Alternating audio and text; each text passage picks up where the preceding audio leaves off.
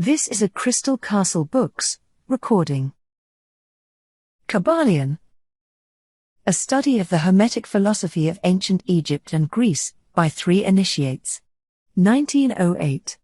This book is in the public domain. This audio recording of the transcript is the property of Crystal Castle Books.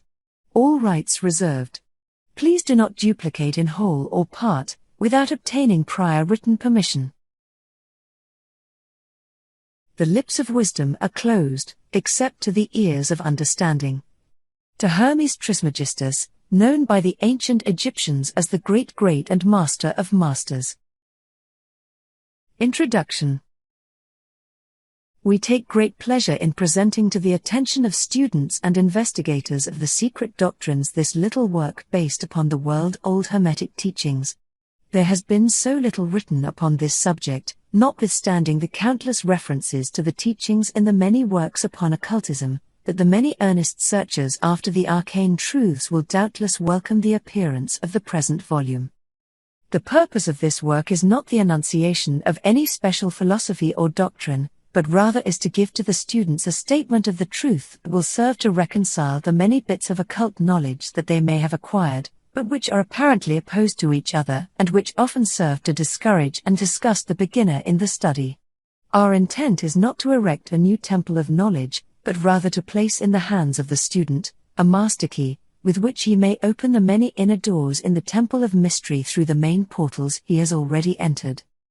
There is no portion of the occult teachings possessed by the world which have been so closely guarded as the fragments of the Hermetic teachings which have come down to us over the tens of centuries which have elapsed since the lifetime of its great founder, Hermes Trismegistus, the scribe of the gods, who dwelt in old Egypt in the days when the present race of men was in its infancy. Contemporary with Abraham, and, if the legends be true, an instructor of that venerable sage, Hermes was, and is, the great central sun of occultism, whose rays have served to illumine the countless teachings which have been promulgated since his time. All the fundamental and basic teachings embedded in the esoteric teachings of every race may be traced back to Hermes. Even the most ancient teachings of India undoubtedly have their roots in the original Hermetic teachings. From the land of the Ganges many advanced occultists wandered to the land of Egypt, and sat at the feet of the master. From him they obtained the master key which explained and reconciled their divergent views, and thus the secret doctrine was firmly established. From other lands also came the learned ones, all of whom regarded Hermes as the master of masters, and his influence was so great that in spite of the many wanderings from the path on the part of the centuries of teachers in these different lands, there may still be found a certain basic resemblance and correspondence which underlies the many and often quite divergent theories entertained and taught by the occultists of these different lands today. The student of comparative religions will be able to perceive the influence of the Hermetic teachings in every religion worthy of the name, now known to man, whether it be a dead religion or one in full vigor in our own times. There is always a certain correspondence in spite of the contradictory features, and the Hermetic teachings act as the great reconciler. The life-work of Hermes seems to have been in the direction of planting the great seed truth which has grown and blossomed in so many strange forms, rather than to establish a school of philosophy which would dominate the world's thought. But, nevertheless, the original truths taught by him have been kept intact in their original purity by a few men in each age, who, refusing great numbers of half-developed students and followers, followed the Hermetic custom and reserved their truth for the few who were ready to comprehend and master it. From lip to ear the truth has been handed down among the few. There have always been a few initiates in each generation, in the various lands of the earth, who kept alive the sacred flame of the Hermetic teachings, and such have always been willing to use their lamps to relight the lesser lamps of the outside world, when the light of truth grew dim, and clouded by reason of neglect, and when the wicks became clogged with foreign matter. There were always a few to tend faithfully the altar of the truth, upon which was kept alight the perpetual lamp of wisdom. These men devoted their lives to the labor of love which the poet has so well stated in his lines. Oh, let not the flame die out. Cherished age after age in its dark cavern, in its holy temples cherished. Fed by pure ministers of love, let not the flame die out. These men have never sought popular approval, nor numbers of followers. They are indifferent to these things, for they know how few there are in each generation who are ready for the truth, or who would recognize it if it were presented to them. They reserve the strong meat for men, while others furnish the milk for babes. They reserve their pearls of wisdom for the few elect, who recognize their value and who wear them in their crowns, instead of casting them before the materialistic vulgar swine, who would trample them in the mud and mix them with their disgusting mental food. But still these men have never forgotten or overlooked the original teachings of Hermes, regarding the passing on of the words of truth to those ready to receive it, which teaching is stated in the Kybalion as follows: where fall the footsteps of the master, the ears of those ready for his teaching open wide. And again, when the ears of the student are ready to hear, then cometh the lips to fill them with wisdom. But their customary attitude has always been strictly in accordance with the other Hermetic aphorism, also in the Kybalion: the lips of wisdom are closed, except to the ears of understanding.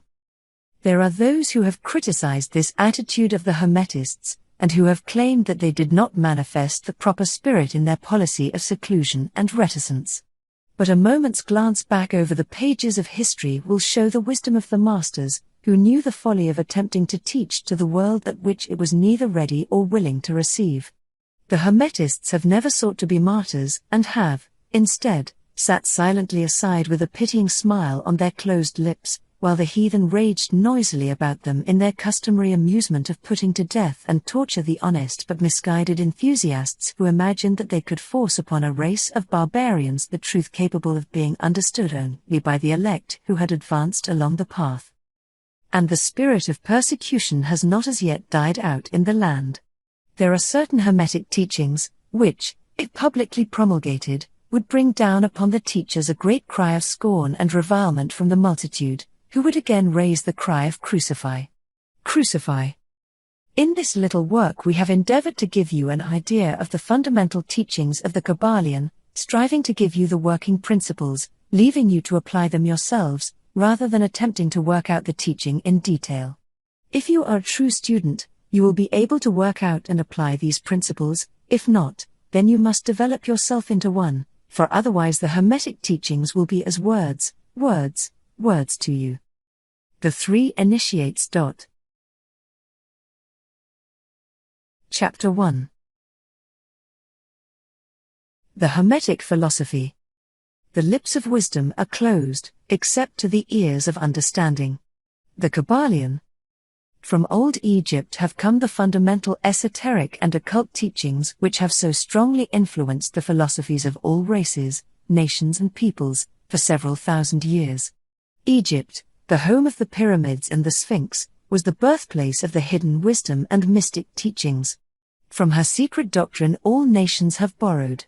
India, Persia, Chaldea, Media, China, Japan, Assyria, ancient Greece and Rome, and other ancient countries partook liberally at the feast of knowledge which the hierophants and masters of the land of Isis so freely provided for those who came prepared to partake of the great store of mystic and occult lore which the masterminds of that ancient land had gathered together. In ancient Egypt dwelt the great adepts and masters who have never been surpassed, and who seldom have been equaled, during the centuries that have taken their processional flight since the days of the great Hermes. In Egypt was located the great lodge of lodges of the mystics. At the doors of her temples entered the neophytes who afterward, as hierophants, adepts, and masters, traveled to the four corners of the earth, carrying with them the precious knowledge which they were ready, anxious, and willing to pass on to those who were ready to receive the same. All students of the occult recognize the debt that they owe to these venerable masters of that ancient land. But among these great masters of ancient Egypt there once dwelt one of whom masters hailed as the Master of Masters. This man, if man indeed he was, dwelt in Egypt in the earliest days. He was known as Hermes Trismegistus. He was the father of the occult wisdom, the founder of astrology, the discoverer of alchemy. The details of his life story are lost to history, owing to the lapse of the years, though several of the ancient countries disputed with each other in their claims to the honor of having furnished his birthplace, and this thousands of years ago. The date of his sojourn in Egypt, in that his last incarnation on this planet, is not now known, but it has been fixed at the early days of the oldest dynasties of Egypt, long before the days of Moses. The best authorities regard him as a contemporary of Abraham, and some of the Jewish traditions go so far as to claim that Abraham acquired a portion of his mystic knowledge from Hermes himself. As the years rolled by after his passing from this plane of life, tradition recording that he lived 300 years in the flesh, the Egyptians deified Hermes, and made him one of their gods, under the name of Thoth. Years after, the people of ancient Greece also made him one of their many gods, calling him Hermes, the god of wisdom. The Egyptians revered his memory for many centuries, yes, tens of centuries, calling him the scribe of the gods, and bestowing upon him, distinctively, his ancient title, Trismegistus, which means the thrice great, the great, the greatest great, etc. In all the ancient lands, the name of Hermes Trismegistus was revered, the name being synonymous with the fount of wisdom. Even to this day, we use the term hermetic in the sense of secret, sealed so that nothing can escape, etc., and this by reason of the fact that the followers of Hermes always observed the principle of secrecy in their teachings. They did not believe in casting pearls before swine, but rather held to the teaching milk for babes, meat for strong men, both of which maxims are familiar to readers of the Christian scriptures, but both of which had been used by the Egyptians for centuries before the Christian era. And this policy of careful dissemination of the truth has always characterized the Hermetics, even unto the present day. The Hermetic teachings are to be found in all lands, among all religions, but never identified with any particular country, nor with any particular religious sect. This because of the warning of the ancient teachers against allowing the secret doctrine to become crystallized into a creed. The wisdom of this caution is apparent to all students of history. The ancient occultism of India and Persia degenerated, and was largely lost, owing to the fact that the teachers became priests, and so mixed theology with the philosophy, the result being that the occultism of India and Persia has been gradually lost amidst the mass of religious superstition, cults, creeds and gods. So it was with ancient Greece and Rome. So it was with the Hermetic teachings of the Gnostics and early Christians, which were lost at the time of Constantine, whose iron hand smothered philosophy with the blanket of theology, losing to the Christian Church that which was its very essence and spirit, and causing it to grope throughout several centuries before it found the way back to its ancient faith, the indications apparent to all careful observers in this 20th century being that the Church is now struggling to get back to its ancient mystic teachings. But there were always a few faithful souls who kept alive the flame, tending it carefully, and not allowing its light to become extinguished. And thanks to these staunch hearts, and fearless minds, we have the truth still with us. But it is not found in books, to any great extent. It has been passed along from master to student, from initiate to hierophant, from lip to ear. When it was written down at all, its meaning was veiled in terms of alchemy and astrology, so that only those possessing the key could read it aright. This was made necessary in order to avoid the persecutions of the theologians of the Middle Ages, who fought the secret doctrine with fire and sword, stake, gibbet and cross.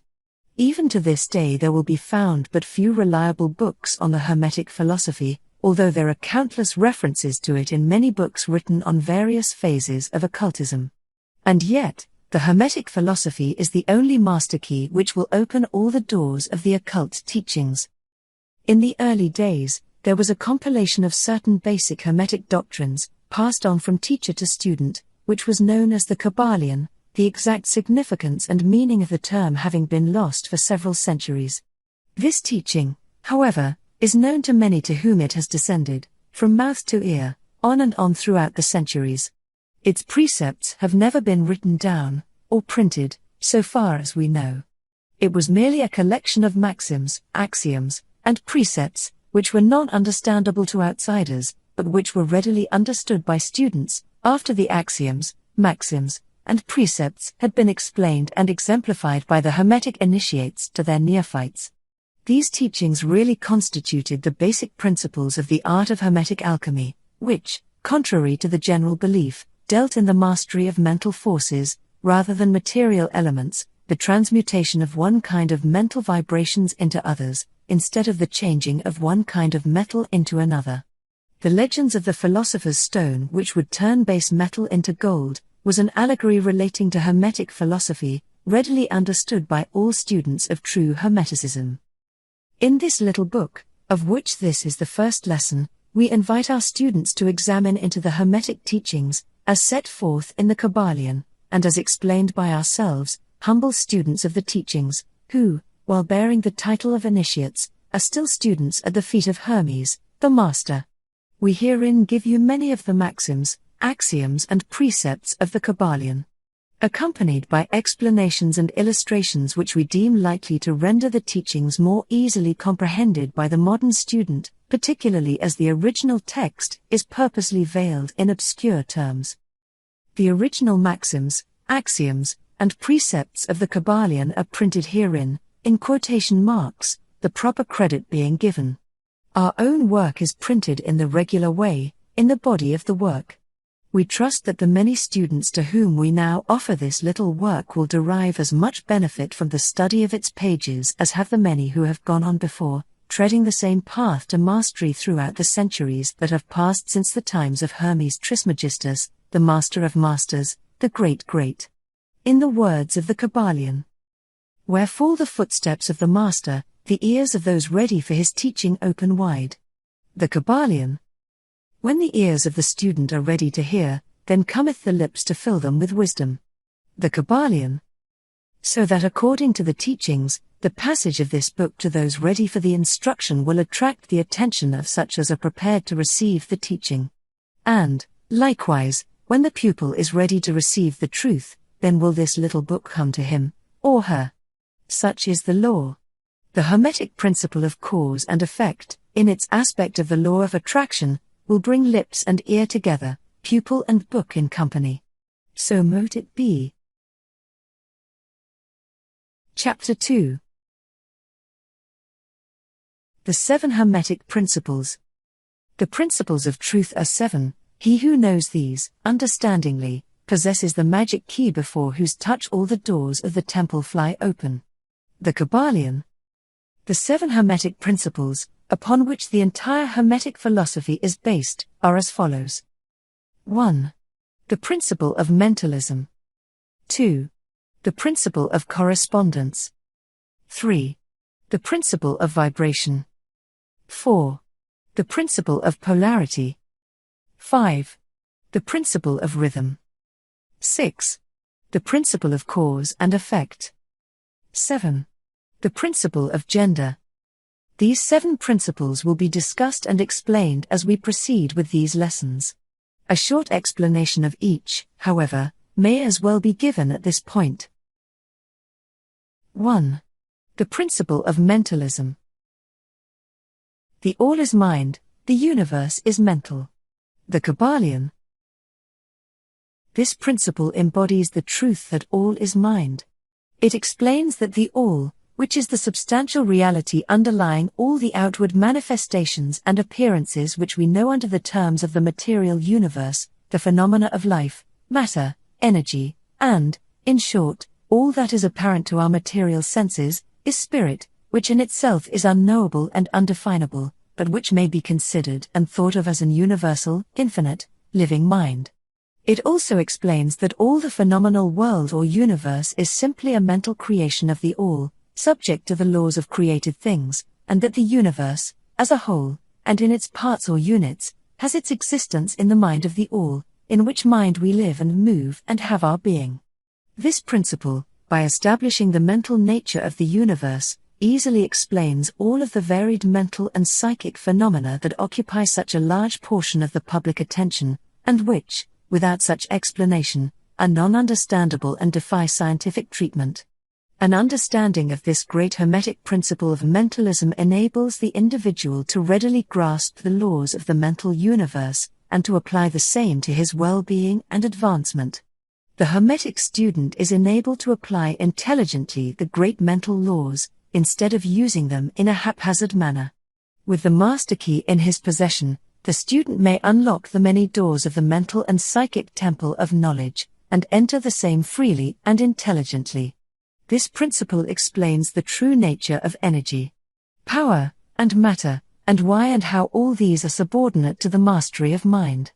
One of the old Hermetic masters wrote, long ages ago, "He who grasps the truth of the mental nature of the universe is well advanced on the path to mastery."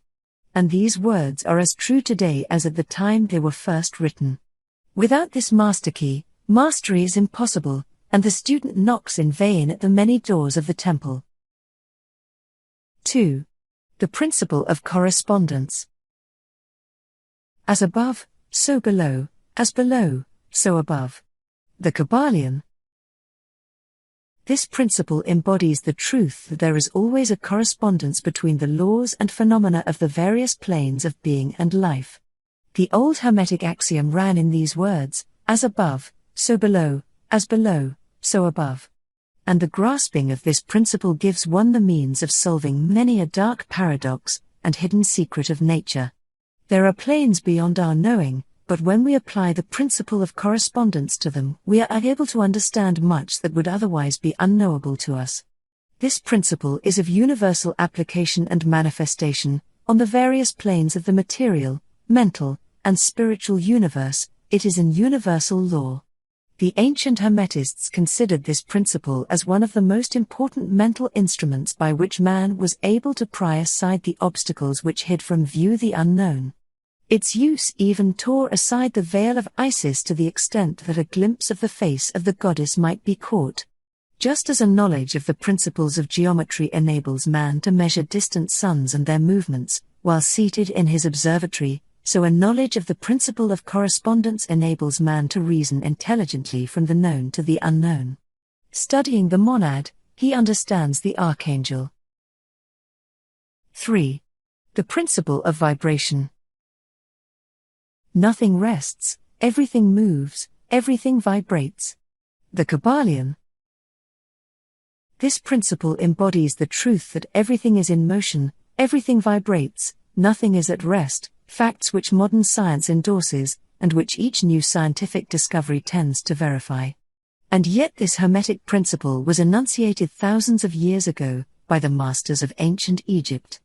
This principle explains that the differences between different manifestations of matter, energy, mind, and even spirit, result largely from varying rates of vibration. From the all, which is pure spirit, down to the grossest form of matter, all is in vibration. The higher the vibration, the higher the position in the scale. The vibration of spirit is at such an infinite rate of intensity and rapidity that it is practically at rest, just as a rapidly moving will seems to be motionless.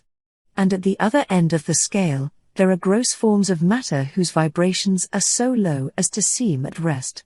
Between these poles, there are millions upon millions of varying degrees of vibration. From corpuscle and electron, atom and molecule, to worlds and universes, everything is in vibratory motion. This is also true on the planes of energy and force, which are but varying degrees of vibration, and also on the mental planes, whose states depend upon vibrations, and even onto the spiritual planes. An understanding of this principle, with the appropriate formulas, enables Hermetic students to control their own mental vibrations as well as those of others. The masters also apply this principle to the conquering of natural phenomena in various ways. He who understands the principle of vibration has grasped the scepter of power, says one of the old writers. 4. The principle of polarity. Everything is dual, everything has poles, everything has its pair of opposites, like and unlike are the same, opposites are identical in nature, but different in degree. Extremes meet, all truths are but half-truths, all paradoxes may be reconciled. The Kybalion. This principle embodies the truth that everything is dual, everything has two poles, everything has its pair of opposites, all of which were old Hermetic axioms. It explains the old paradoxes that have perplexed so many, which have been stated as follows: thesis and antithesis are identical in nature, but different in degree. Opposites are the same, differing only in degree. The pairs of opposites may be reconciled. Extremes meet. Everything is and isn't. At the same time, all truths are but half-truths. Every truth is half-false. There are two sides to everything, etc., etc., etc. It explains that in everything there are two poles, or opposite aspects, and that opposites are really only the two extremes of the same thing, with many varying degrees between them. To illustrate, heat and cold, although opposites, are really the same thing, the differences consisting merely of degrees of the same thing. Look at your thermometer and see if you can discover where heat terminates and cold begins. There is no such thing as absolute heat or absolute cold. The two terms heat and cold simply indicate varying degrees of the same thing, and that same thing which manifests as heat and cold is merely a form, variety, and rate of vibration. So heat and cold are simply the two poles of that which we call heat, and the phenomena attendant thereupon are manifestations of the principle of polarity. The same principle manifests in the case of light and darkness, which are the same thing, the difference consisting of varying degrees between the two poles of the phenomena. Where does darkness leave off, and light begin?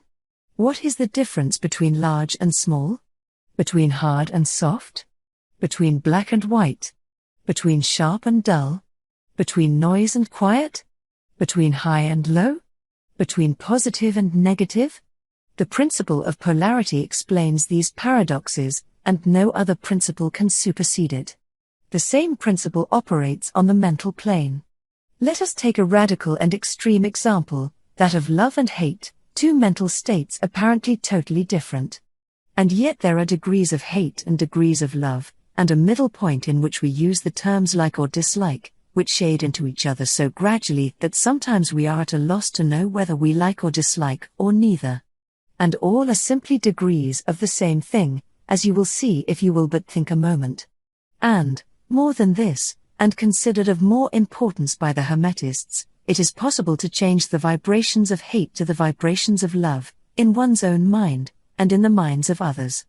Many of you, who read these lines, have had personal experiences of the involuntary rapid transition from love to hate, and the reverse, in your own case and that of others. And you will therefore realize the possibility of this being accomplished by the use of the will, by means of the Hermetic formulas. Good and evil are but the poles of the same thing, and the Hermetist understands the art of transmuting evil into good, by means of an application of the principle of polarity. In short, the art of polarization becomes a phase of mental alchemy known and practiced by the ancient and modern Hermetic masters. An understanding of the principle will enable one to change his own polarity, as well as that of others, if he will devote the time and study necessary to master the art. 5. The principle of rhythm. Everything flows, out and in, everything has its tides, all things rise and fall, the pendulum swing manifests in everything, the measure of the swing to the right is the measure of the swing to the left, rhythm compensates. The Kybalion. This principle embodies the truth that in everything there is manifested a measured motion, to and fro, a flow and inflow, a swing backward and forward, a pendulum-like movement, a tide-like ebb and flow, a high tide and low tide, between the two poles which exist, in accordance with the principle of polarity described a moment ago. There is always an action and a reaction, an advance and a retreat, a rising and a sinking. This is in the affairs of the universe, suns, worlds, men, animals, mind, energy, and matter. This law is manifest in the creation and destruction of worlds, in the rise and fall of nations, in the life of all things, and finally in the mental states of man, and it is with this latter that the Hermetists find the understanding of the principle most important. The Hermetists have grasped this principle, finding its universal application, and have also discovered certain means to overcome its effects in themselves by the use of the appropriate formulas and methods. They apply the mental law of neutralization. They cannot annul the principle, or cause it to cease its operation, but they have learned how to escape its effects upon themselves to a certain degree depending upon the mastery of the principle. They have learned how to use it, instead of being used by it. In this and similar methods, consists the art of the Hermetists. The master of Hermetics polarizes himself at the point at which he desires to rest, and then neutralizes the rhythmic swing of the pendulum which would tend to carry him to the other pole. All individuals who have attained any degree of self-mastery do this to a certain degree, more or less unconsciously, but the master does this consciously, and by the use of his will, and attains a degree of poise and mental firmness almost impossible of belief on the part of the masses who are swung backward and forward like a pendulum. This principle and that of polarity have been closely studied by the Hermetists, and the methods of counteracting, neutralizing, and using them form an important part of the Hermetic mental alchemy. 6. The principle of cause and effect. Every cause has its effect, every effect has its cause, everything happens according to law. Chance is but a name for law not recognized. There are many planes of causation, but nothing escapes the law. The Kybalion. This principle embodies the fact that there is a cause for every effect, an effect from every cause. It explains that everything happens according to law, that nothing ever merely happens, that there is no such thing as chance, that while there are various planes of cause and effect, the higher dominating the lower planes, still nothing ever entirely escapes the law. The Hermetists understand the art and methods of rising above the ordinary plane of cause and effect, to a certain degree, and by mentally rising to a higher plane they become causes instead of effects. The masses of people are carried along, obedient to environment, the wills and desires of others stronger than themselves, heredity, suggestion, and other outward causes moving them about like pawns on the chessboard of life. But the masters, rising to the plane above, dominate their moods, characters, qualities, and powers, as well as the environment surrounding them, and become movers instead of pawns.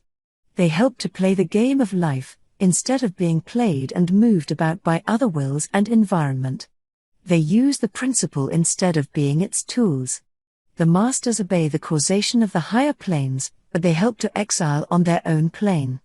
In this statement there is condensed a wealth of Hermetic knowledge. Let him read who can. 7. The principle of gender. Gender is in everything, everything has its masculine and feminine principles, gender manifests on all planes. The Kybalion. This principle embodies the truth that there is gender manifested in everything, the masculine and feminine principles ever at work. This is true not only of the physical plane, but of the mental and even the spiritual planes. On the physical plane, the principle manifests as sex, on the higher planes it takes higher forms, but the principle is ever the same. No creation, physical, mental or spiritual, is possible without this principle. An understanding of its laws will throw light on many a subject that has perplexed the minds of men. The principle of gender works ever in the direction of generation, regeneration, and creation. Everything, and every person, contains the two elements or principles, or this great principle, within it, him or her. Every male thing has the female element also, every female contains also the male principle. If you would understand the philosophy of mental and spiritual creation, generation, and regeneration, you must understand and study this Hermetic principle. It contains the solution of many mysteries of life. We caution you that this principle has no reference to the many base, pernicious and degrading lustful theories, teachings and practices, which are taught under fanciful titles, and which are a prostitution of the great natural principle of gender. Such base revivals of the ancient infamous forms of phallicism tend to ruin mind, body and soul, and the Hermetic philosophy has ever sounded the warning note against these degraded teachings which tend toward lust, licentiousness, and perversion of nature's principles. If you seek such teachings, you must go elsewhere for them. Hermeticism contains nothing for you along these lines. To the pure, all things are pure, to the base, all things are base. Chapter 3. Mental Transmutation. Mind, as well as metals and elements, may be transmuted, from state to state, degree to degree, condition to condition, pole to pole, vibration to vibration. True Hermetic transmutation is a mental art. The Kybalion. As we have stated, the Hermetists were the original alchemists, astrologers, and psychologists, Hermes having been the founder of these schools of thought. From astrology has grown modern astronomy, from alchemy has grown modern chemistry, from the mystic psychology has grown the modern psychology of the schools. But it must not be supposed that the ancients were ignorant of that which the modern schools suppose to be their exclusive and special property. The records engraved on the stones of ancient Egypt show conclusively that the ancients had a full comprehensive knowledge of astronomy, the very building of the pyramids showing the connection between their design and the study of astronomical science. Nor were they ignorant of chemistry, for the fragments of the ancient writings show that they were acquainted with the chemical properties of things. In fact, the ancient theories regarding physics are being slowly verified by the latest discoveries of modern science, notably those relating to the constitution of matter. Nor must it be supposed that they were ignorant of the so-called modern discoveries in psychology. On the contrary, the Egyptians were especially skilled in the science of psychology, particularly in the branches that the modern schools ignore, but which, nevertheless, are being uncovered under the name of psychic science, which is perplexing the psychologists of today, and making them reluctantly admit that there may be something in it after all. The truth is, that beneath the material chemistry, astronomy and psychology, that is, the psychology in its phase of brain action, the ancients possessed a knowledge of transcendental astronomy, called astrology, of transcendental chemistry, called alchemy, of transcendental psychology, called mystic psychology. They possessed the inner knowledge as well as the outer knowledge, the latter alone being possessed by modern scientists. Among the many secret branches of knowledge possessed by the Hermetists, was that known as mental transmutation, which forms the subject matter of this lesson. Transmutation is a term usually employed to designate the ancient art of the transmutation of metals, particularly of the base metals, into gold. The word transmute means to change from one nature, form, or substance into another, to transform, Webster. And accordingly, mental transmutation means the art of changing and transforming mental states, forms, and conditions, into others. So you may see that mental transmutation is the art of mental chemistry, if you like the term, a form of practical mystic psychology. But this means far more than appears on the surface. Transmutation, alchemy, or chemistry, on the mental plane is important enough in its effects, to be sure, and if the art stopped there it would still be one of the most important branches of study known to man. But this is only the beginning. Let us see why.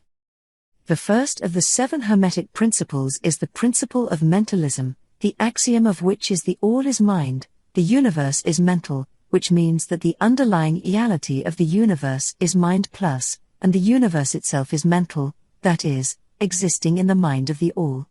We shall consider this principle in succeeding lessons, but let us see the effect of the principle if it be assumed to be true.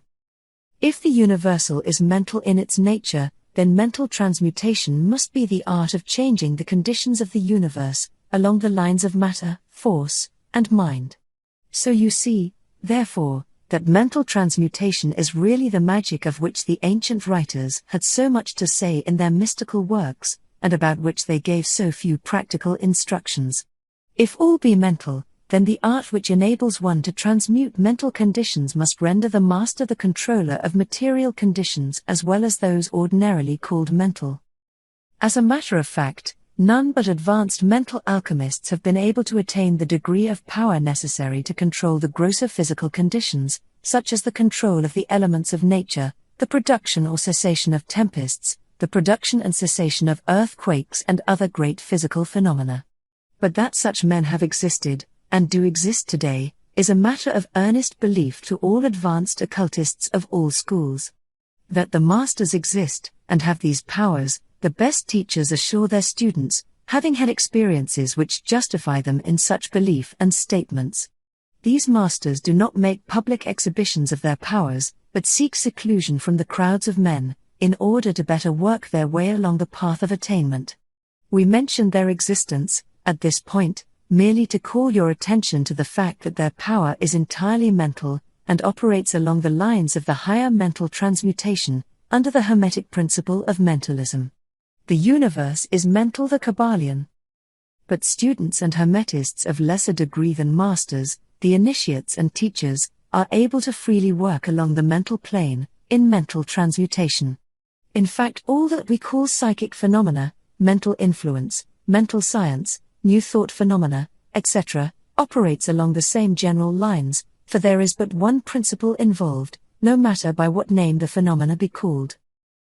The student and practitioner of mental transmutation works among the mental plane, transmuting mental conditions, states, etc., into others, according to various formulas, more or less efficacious.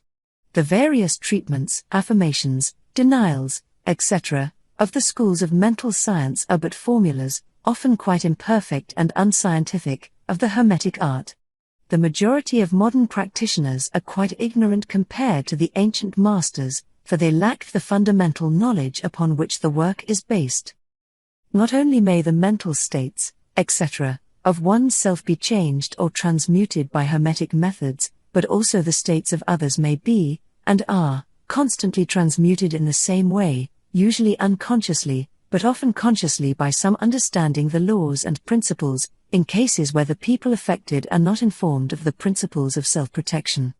And more than this, as many students and practitioners of modern mental science know, every material condition depending upon the minds of other people may be changed or transmuted in accordance with the earnest desire, will, and treatments of person desiring changed conditions of life. The public are so generally informed regarding these things at present, that we do not deem it necessary to mention the same at length, our purpose at this point being merely to show the Hermetic principle and art underlying all of these various forms of practice, good and evil, for the force can be used in opposite directions according to the Hermetic principles of polarity.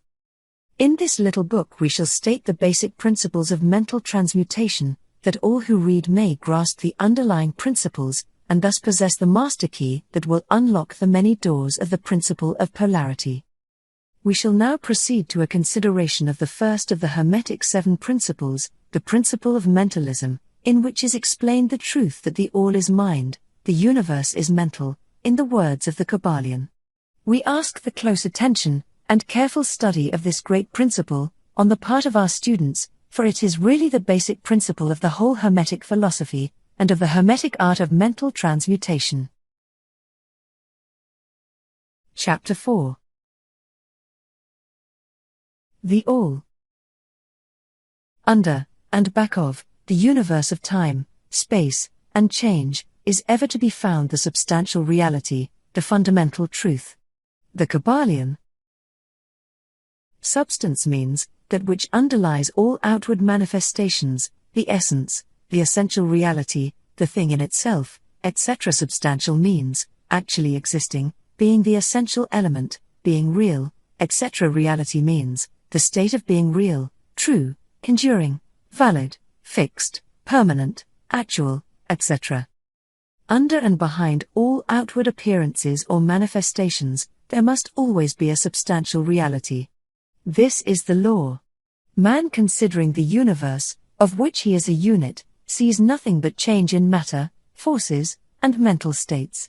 He sees that nothing really is, but that everything is becoming and changing, nothing stands still, everything is being born, growing, dying. The very instant a thing reaches its height, it begins to decline. The law of rhythm is in constant operation. There is no reality, enduring quality, fixity, or substantiality in anything. Nothing is permanent but change. He sees all things evolving from other things, and resolving into other things, a constant action and reaction, inflow and outflow, building up and tearing down, creation and destruction, birth, growth and death. Nothing endures but change. And if he be a thinking man, he realizes that all of these changing things must be but outward appearances or manifestations of some underlying power, some substantial reality. All thinkers, in all lands and in all times, have assumed the necessity for postulating the existence of this substantial reality. All philosophies worthy of the name have been based upon this thought. Men have given to this substantial reality many names. Some have called it by the term of deity, under many titles, others have called it the infinite and eternal energy, others have tried to call it matter, but all have acknowledged its existence. It is self-evident, it needs no argument. In these lessons we have followed the example of some of the world's greatest thinkers, both ancient and modern, the Hermetic masters, and have called this underlying power, this substantial reality, by the Hermetic name of the All, which term we consider the most comprehensive of the many terms applied by man to that which transcends names and terms. We accept and teach the view of the great, Hermetic thinkers of all times, as well as of those illumined souls who have reached higher planes of being, both of whom assert that the inner nature of the All is unknowable. This must be so, for naught by the All itself can comprehend its own nature and being. The Hermetists believe and teach that the All, in itself, is and must ever be unknowable. They regard all the theories, guesses and speculations of the theologians and metaphysicians regarding the inner nature of the All, as but the childish efforts of mortal minds to grasp the secret of the infinite. Such efforts have always failed and will always fail, from the very nature of the task. One pursuing such inquiries travels around and around in the labyrinth of thought, until he is lost to all sane reasoning, action or conduct, and is utterly unfitted for the work of life. He is like the squirrel which frantically runs around and around the circling treadmill wheel of his cage, traveling ever and yet reaching nowhere, at the end a prisoner still, and standing just where he started. And still more presumptuous are those who attempt to ascribe to the All the personality, qualities, properties, characteristics and attributes of themselves, ascribing to the All the human emotions, feelings, and characteristics, even down to the pettiest qualities of mankind, such as jealousy, susceptibility to flattery and praise, desire for offerings and worship, and all the other survivals from the days of the childhood of the race. Such ideas are not worthy of grown men and women, and are rapidly being discarded. At this point, it may be proper for me to state that we make a distinction between religion and theology, between philosophy and metaphysics. Religion, to us, means that intuitional realization of the existence of the All, and one's relationship to it, while theology means the attempts of men to ascribe personality, qualities, and characteristics to it, their theories regarding its affairs, will, desires, plans, and designs, and their assumption of the office of middlemen between the All and the people. Philosophy, to us, means the inquiry after knowledge of things knowable and thinkable, while metaphysics means the attempt to carry the inquiry over and beyond the boundaries and into regions unknowable and unthinkable, and with the same tendency as that of theology. And consequently, both religion and philosophy mean to us things having roots in reality, while theology and metaphysics seem like broken reeds, rooted in the quicksands of ignorance, and affording naught but the most insecure support for the mind or soul of man. We do not insist upon our students accepting these definitions, we mention them merely to show our position. At any rate, you shall hear very little about theology and metaphysics in these lessons. But while the essential nature of the All is unknowable, there are certain truths connected with its existence which the human mind finds itself compelled to accept. And an examination of these reports form a proper subject of inquiry, particularly as they agree with the reports of the illumined on higher planes. And to this inquiry we now invite you. That which is the fundamental truth, the substantial reality, is beyond true naming, but the wise men call it the All. The Kybalion. In its essence, the All is unknowable. The Kybalion. But the report of reason must be hospitably received, and treated with respect. The Kybalion. The human reason, whose reports we must accept so long as we think at all, informs us as follows regarding the All, and that without attempting to remove the veil of the unknowable. 1. The All must be all that really is. There can be nothing existing outside of the All, else the All would not be the All. 2. The All must be infinite, for there is nothing else to define, confine, bound, limit or restrict the All. It must be infinite in time, or eternal, it must have always continuously existed, for there is nothing else to have ever created it, and something can never evolve from nothing, and if it had ever not been, even for a moment, it would not be now, it must continuously exist forever, for there is nothing to destroy it, and it can never not be, even for a moment, because something can never become nothing. It must be infinite in space, it must be everywhere, for there is no place outside of the All, it cannot be otherwise than continuous in space, without break, cessation, separation, or interruption, for there is nothing to break, separate, or interrupt its continuity, and nothing with which to fill in the gaps. It must be infinite in power, or absolute, for there is nothing to limit, restrict, restrain, confine, disturb or condition it. It is subject to no other power, for there is no other power. 3. The all must be immutable, or not subject to change in its real nature, for there is nothing to work changes upon it, nothing into which it could change, nor from which it could have changed. It cannot be added to nor subtracted from, increased nor diminished, nor become greater or lesser in any respect whatsoever. It must have always been, and must always remain, just what it is now, the all. There has never been, is not now, and never will be, anything else into which it can change. The all being infinite, absolute, eternal and unchangeable, it must follow that anything finite, changeable, fleeting, and conditioned cannot be the all. And as there is nothing outside of the all, in reality, then any and all such finite things must be as nothing in reality. Now do not become befogged, nor frightened. We are not trying to lead you into the Christian Science field under cover of Hermetic philosophy. There is a reconciliation of this apparently contradictory state of affairs. Be patient, we will reach it in time. We see around us that which is called matter, which forms the physical foundation for all forms. Is the all merely matter? Not at all. Matter cannot manifest life or mind, and as life and mind are manifested in the universe, the all cannot be matter, for nothing rises higher than its own source, nothing is ever manifested in an effect that is not in the cause, nothing is evolved as a consequent that is not involved as an antecedent. And then modern science informs us that there is really no such thing as matter, that what we call matter is merely interrupted energy or force, that is, energy or force at a low rate of vibration. As a recent writer has said, matter has melted into mystery. Even material science has abandoned the theory of matter, and now rests on the basis of energy. Then is the all mere energy or force? Not energy or force as the materialists use the terms, for their energy and force are blind, mechanical things, devoid of life or mind. Life and mind can never evolve from blind energy or force, for the reason given a moment ago. Nothing can rise higher than its source, nothing is evolved unless it is involved, nothing manifests in the effect, unless it is in the cause. And so the all cannot be mere energy or force, for, if it were, then there would be no such things as life and mind in existence, and we know better than that, for we are alive and using mind to consider this very question, and so are those who claim that energy or force is everything. What is there then higher than matter or energy that we know to be existent in the universe? Life and mind. Life and mind in all their varying degrees of unfoldment. Then, you ask, do you mean to tell us that the all is life and mind? Yes. And no. Is our answer. If you mean life and mind as we poor petty mortals know them, we say no. The all is not that. But what kind of life and mind do you mean?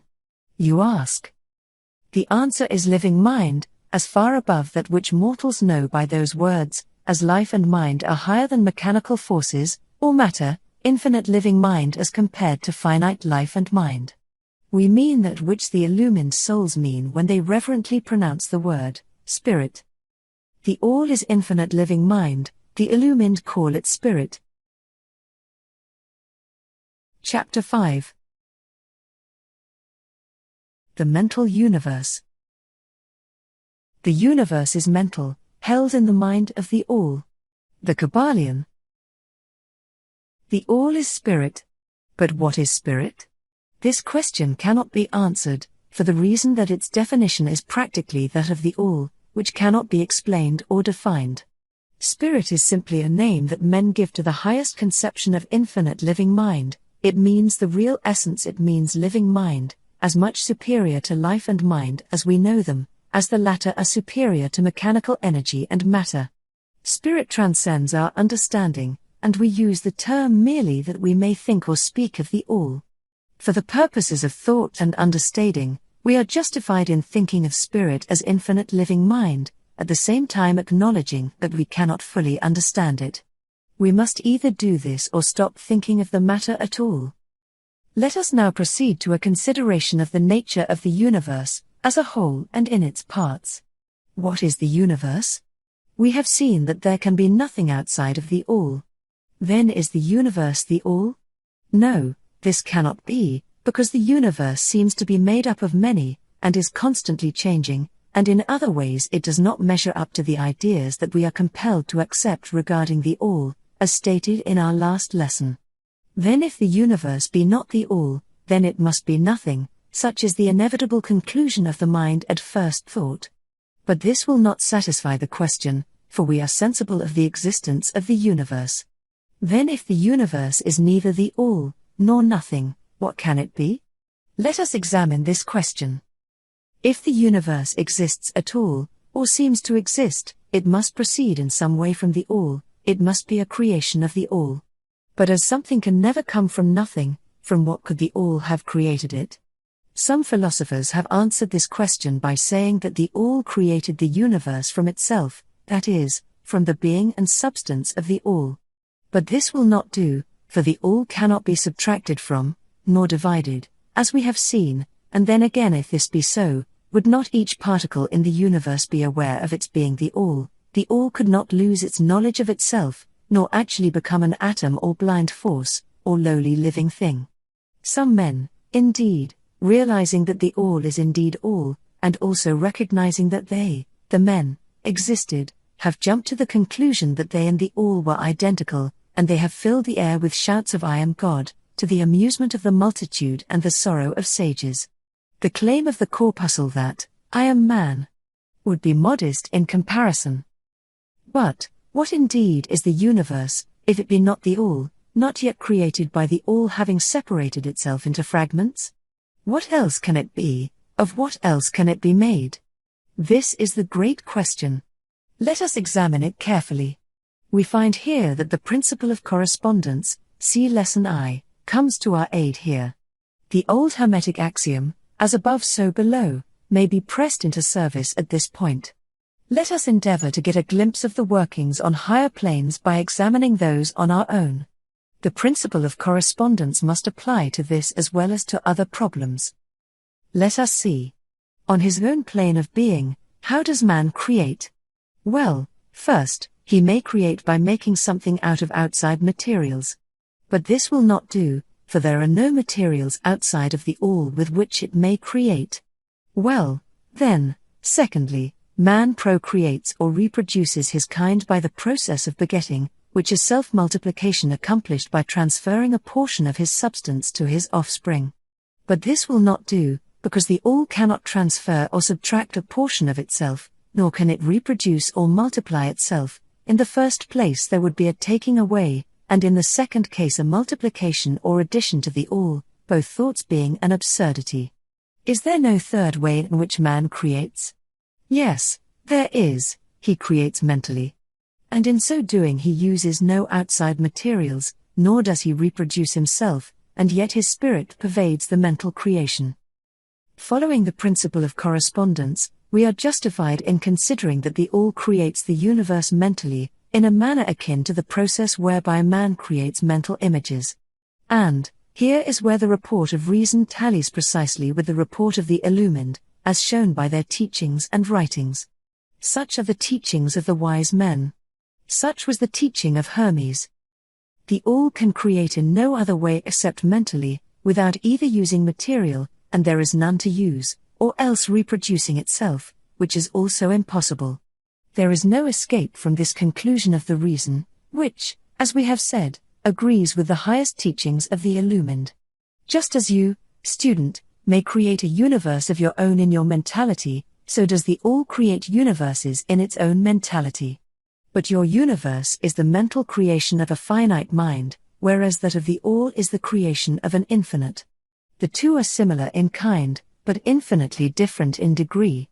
We shall examine more closely into the process of creation and manifestation, as we proceed. But this is the point to fix in your minds at this stage: the universe, and all it contains, is a mental creation of the All. Verily, indeed, all is mind. The All creates in its infinite mind countless universes, which exist for eons of time, and yet, to the All, the creation, development, decline and death of a million universes is as the time of the twinkling of an eye. The Kybalion.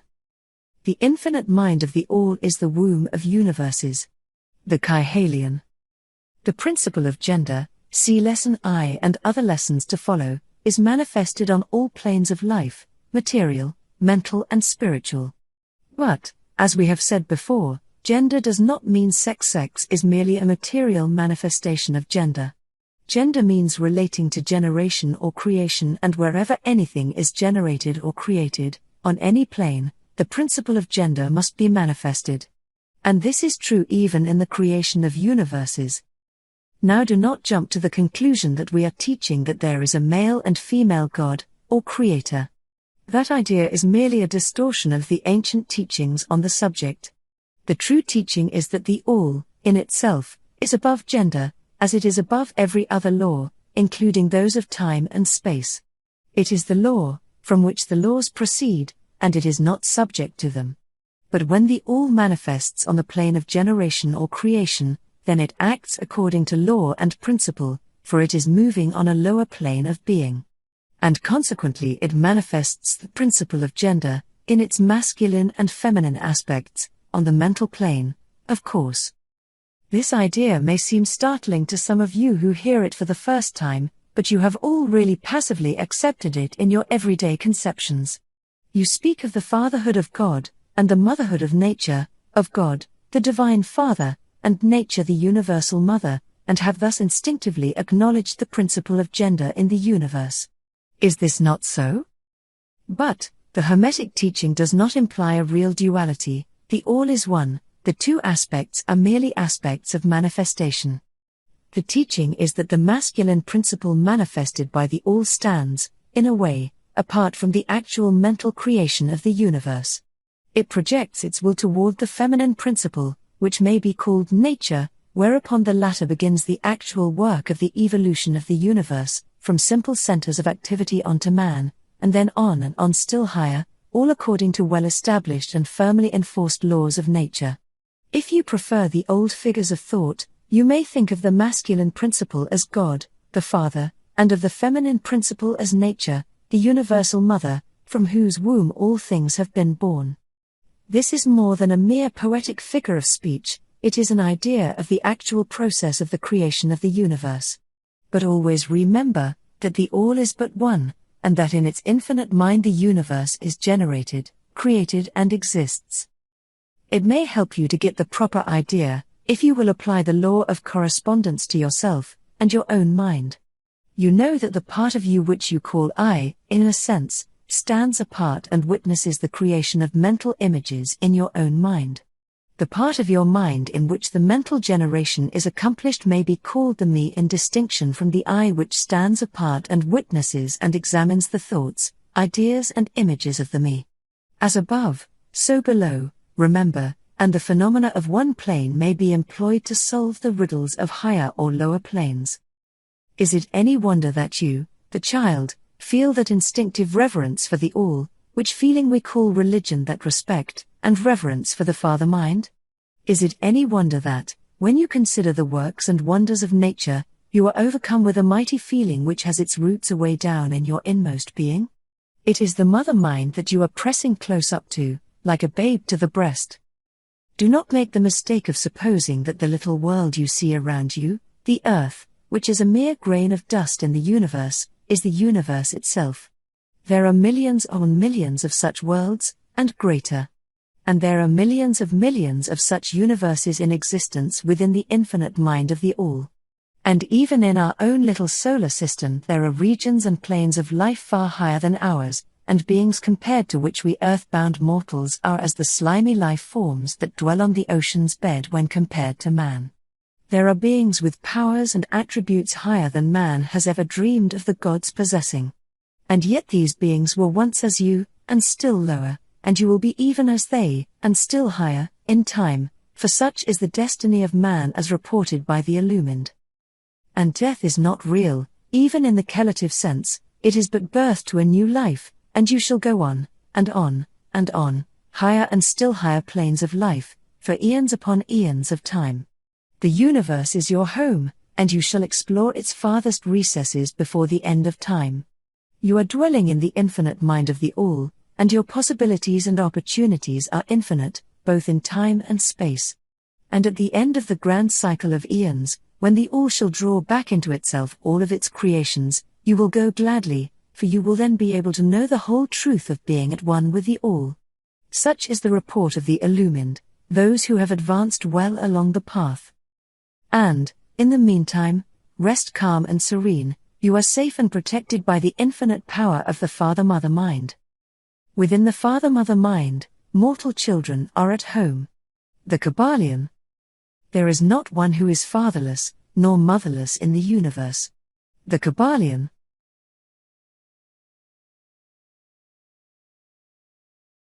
Chapter 6. The Divine Paradox. The half-wise, recognizing the comparative unreality of the universe, imagine that they may defy its laws. Such are vain and presumptuous fools, and they are broken against the rocks and torn asunder by the elements by reason of their folly. The truly wise, knowing the nature of the universe, use law against laws, the higher against the lower, and by the art of alchemy transmute that which is undesirable into that which is worthy, and thus triumph. Mastery consists not in abnormal dreams, visions and fantastic imaginings or living, but in using the higher forces against the lower, escaping the pains of the lower planes by vibrating on the higher. Transmutation, not presumptuous denial, is the weapon of the master. The Kybalion. This is the paradox of the universe, resulting from the principle of polarity which manifests when the all begins to create. Hearken to it, for it points the difference between half-wisdom and wisdom. While to the infinite all, the universe, its laws, its powers, its life, its phenomena, are as things witnessed in the state of meditation or dream, yet to all that is finite, the universe must be treated as real, and life, and action, and thought, must be based thereupon, accordingly, although with an ever understanding of the higher truth. Each according to its own plane and laws. Were the all to imagine that the universe were indeed reality, then woe to the universe, for there would be then no escape from lower to higher, divineward. Then would the universe become a fixity and progress would become impossible. And if man, owing to half-wisdom, acts and lives and thinks of the universe as merely a dream, akin to his own finite dreams, then indeed does it so become for him, and like a sleepwalker he stumbles ever around and around in a circle, making no progress, and being forced into an awakening at last by his falling bruised and bleeding over the natural laws which he ignored. Keep your mind ever on the star, but let your eyes watch over your footsteps, lest you fall into the mire by reason of your upward gaze. Remember the divine paradox, that while the universe is not, still it is. Remember ever the two poles of truth, the absolute and the relative. Beware of half-truths. What Hermetists know as the law of paradox is an aspect of the principle of polarity. The Hermetic writings are filled with references to the appearance of the paradox in the consideration of the problems of life and being. The teachers are constantly warning their students against the error of omitting the other side of any question. And their warnings are particularly directed to the problems of the absolute and the relative, which perplex all students of philosophy, and which cause so many to think and act contrary to what is generally known as common sense. And we caution all students to be sure to grasp the divine paradox of the absolute and relative, lest they become entangled in the mire of the half-truth.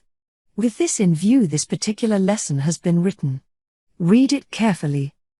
The first thought that comes to the thinking man after he realizes the truth that the universe is a mental creation of the all, is that the universe and all that it contains is a mere illusion, an unreality, against which idea his instincts revolt. But this, like all other great truths, must be considered both from the absolute and the relative points of view. From the absolute viewpoint, of course, the universe is in the nature of an illusion, a dream, a phantasmagoria, as compared to the all in itself. We recognize this even in our ordinary view, for we speak of the world as a fleeting show that comes and goes, is born and dies, for the element of impermanence and change, finiteness and unsubstantiality, must ever be connected with the idea of a created universe when it is contrasted with the idea of the all, no matter what may be our beliefs concerning the nature of both. Philosopher, metaphysician, scientist and theologian all agree upon this idea, and the thought is found in all forms of philosophical thought and religious conceptions, as well as in the theories of the respective schools of metaphysics and theology. So, the Hermetic teachings do not preach the unsubstantiality of the universe in any stronger terms than those more familiar to you, although their presentation of the subject may seem somewhat more startling. Anything that has a beginning and an ending must be, in a sense, unreal and untrue, and the universe comes under the rule, in all schools of thought.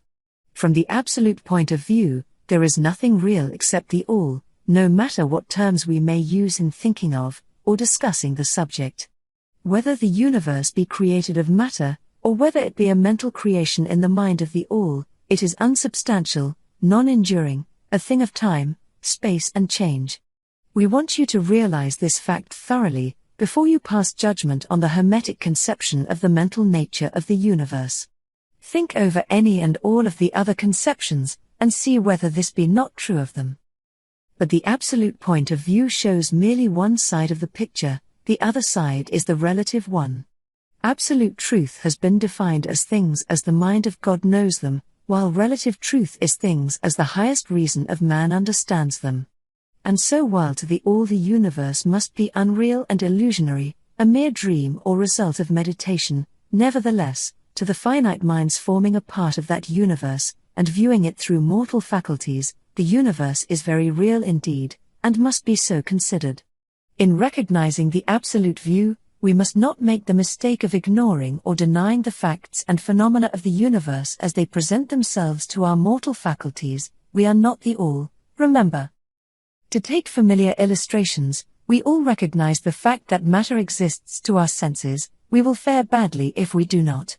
And yet, even our finite minds understand the scientific dictum that there is no such thing as matter from a scientific point of view, that which we call matter is held to be merely an aggregation of atoms, which atoms themselves are merely a grouping of units of force, called electrons or ions, vibrating and in constant circular motion. We kick a stone and we feel the impact, it seems to be real, notwithstanding that we know it to be merely what we have stated above. But remember that our foot, which feels the impact by means of our brains, is likewise matter, so constituted of electrons, and for that matter so are our brains. And, at the best, if it were not by reason of our mind, we would not know the foot or stone at all. Then again, the ideal of the artist or sculptor, which he is endeavoring to reproduce in stone or on canvas, seems very real to him. So do the characters in the mind of the author, or dramatist, which he seeks to express so that others may recognize them. And if this be true in the case of our finite minds, what must be the degree of reality in the mental images created in the mind of the infinite? Oh, friends, to mortals this universe of mentality is very real indeed. It is the only one we can ever know, though we rise from plane to plane, higher and higher in it. To know it otherwise, by actual experience, we must be the all itself. It is true that the higher we rise in the scale, the nearer to the mind of the Father we reach, the more apparent becomes the illusory nature of finite things, but not until the all finally withdraws us into itself does the vision actually vanish. So, we need not dwell upon the feature of illusion. Rather let us, recognizing the real nature of the universe, seek to understand its mental laws, and endeavor to use them to the best effect in our upward progress through life, as we travel from plane to plane of being.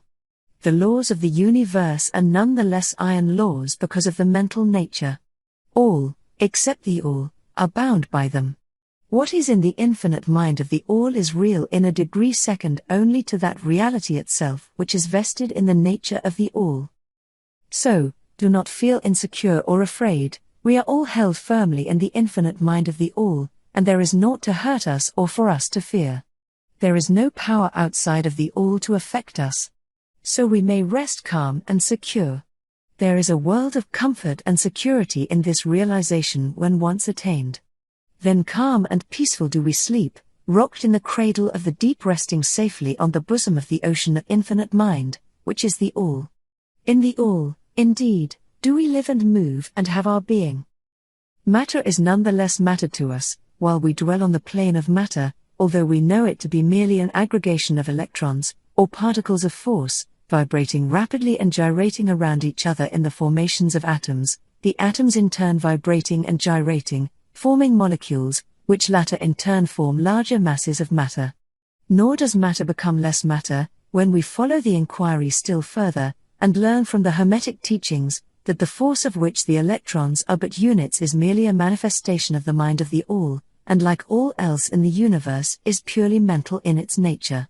While on the plane of matter, we must recognize its phenomena, we may control matter, as all masters of higher or lesser degree do, but we do so by applying the higher forces. We commit a folly when we attempt to deny the existence of matter in the relative aspect.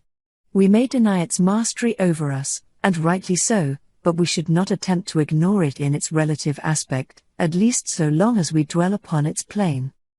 Nor do the laws of nature become less constant or effective, when we know them, likewise, to be merely mental creations. They are in full effect on the various planes. We overcome the lower laws, by applying still higher ones, and in this way only. But we cannot escape law or rise above it entirely.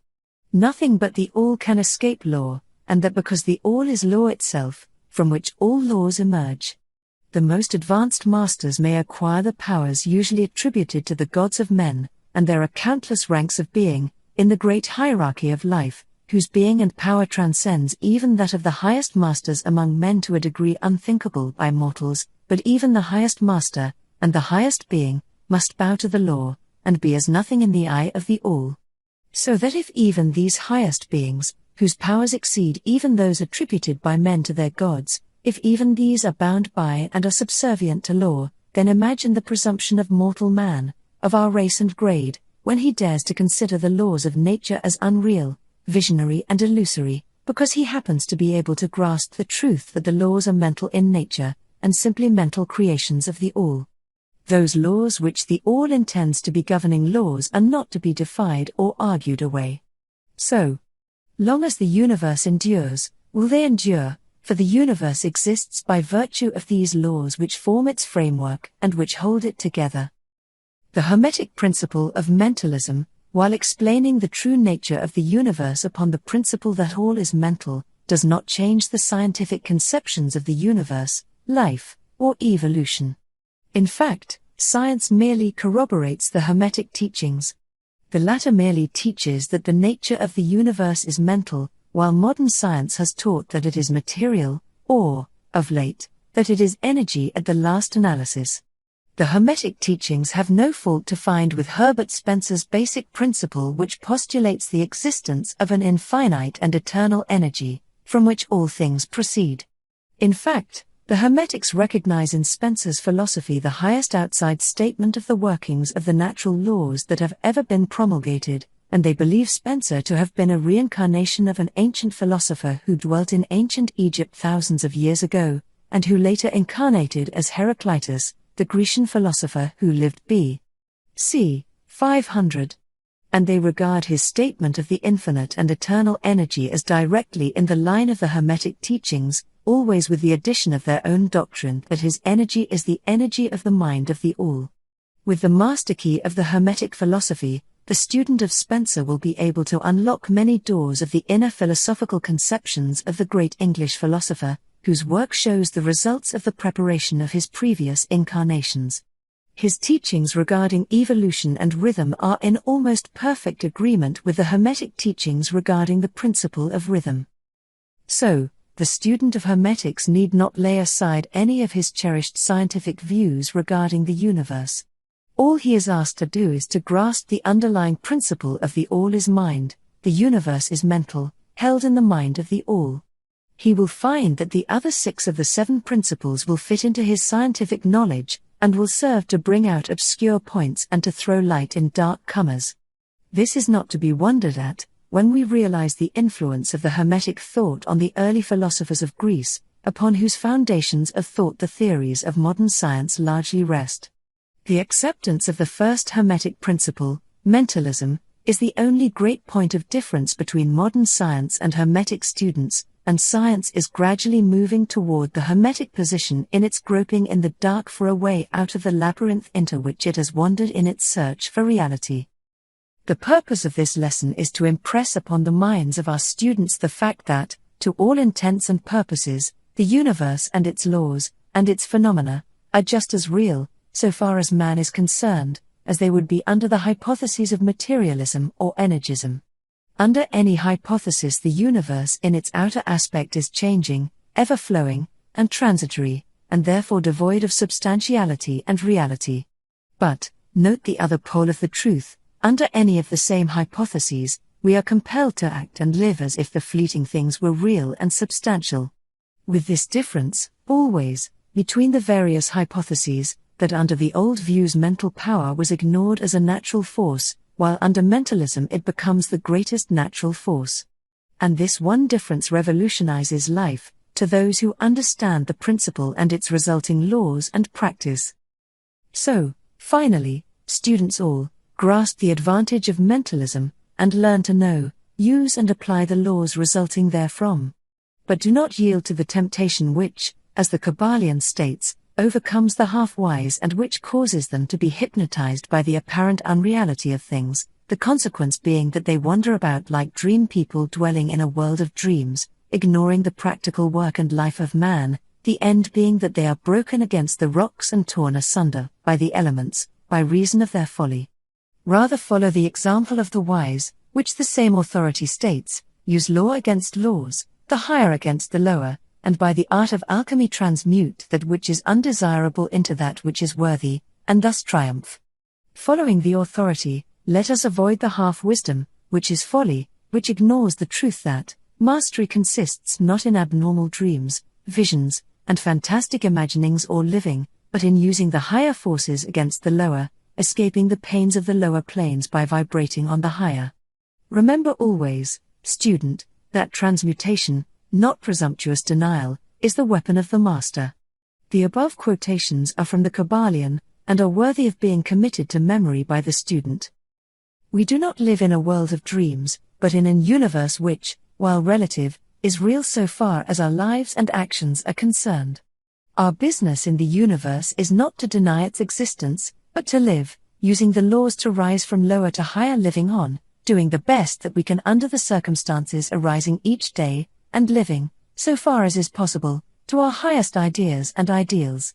The true meaning of life is not known to men on this plane, if, indeed, to any, but the highest authorities, and our own intuitions, teach us that we will make no mistake in living up to the best that is in us, so far as is possible, and realizing the universal tendency in the same direction in spite of apparent evidences to the contrary. We are all on the path, and the road leads upward ever, with frequent resting places. Read the message of the Kybalion, and follow the example of the wise, avoiding the mistake of the half-wise who perish by reason of their folly. Chapter 7. The All in All. While all is in the all, it is equally true that the all is in all. To him who truly understands this truth hath come great knowledge. The Kybalion.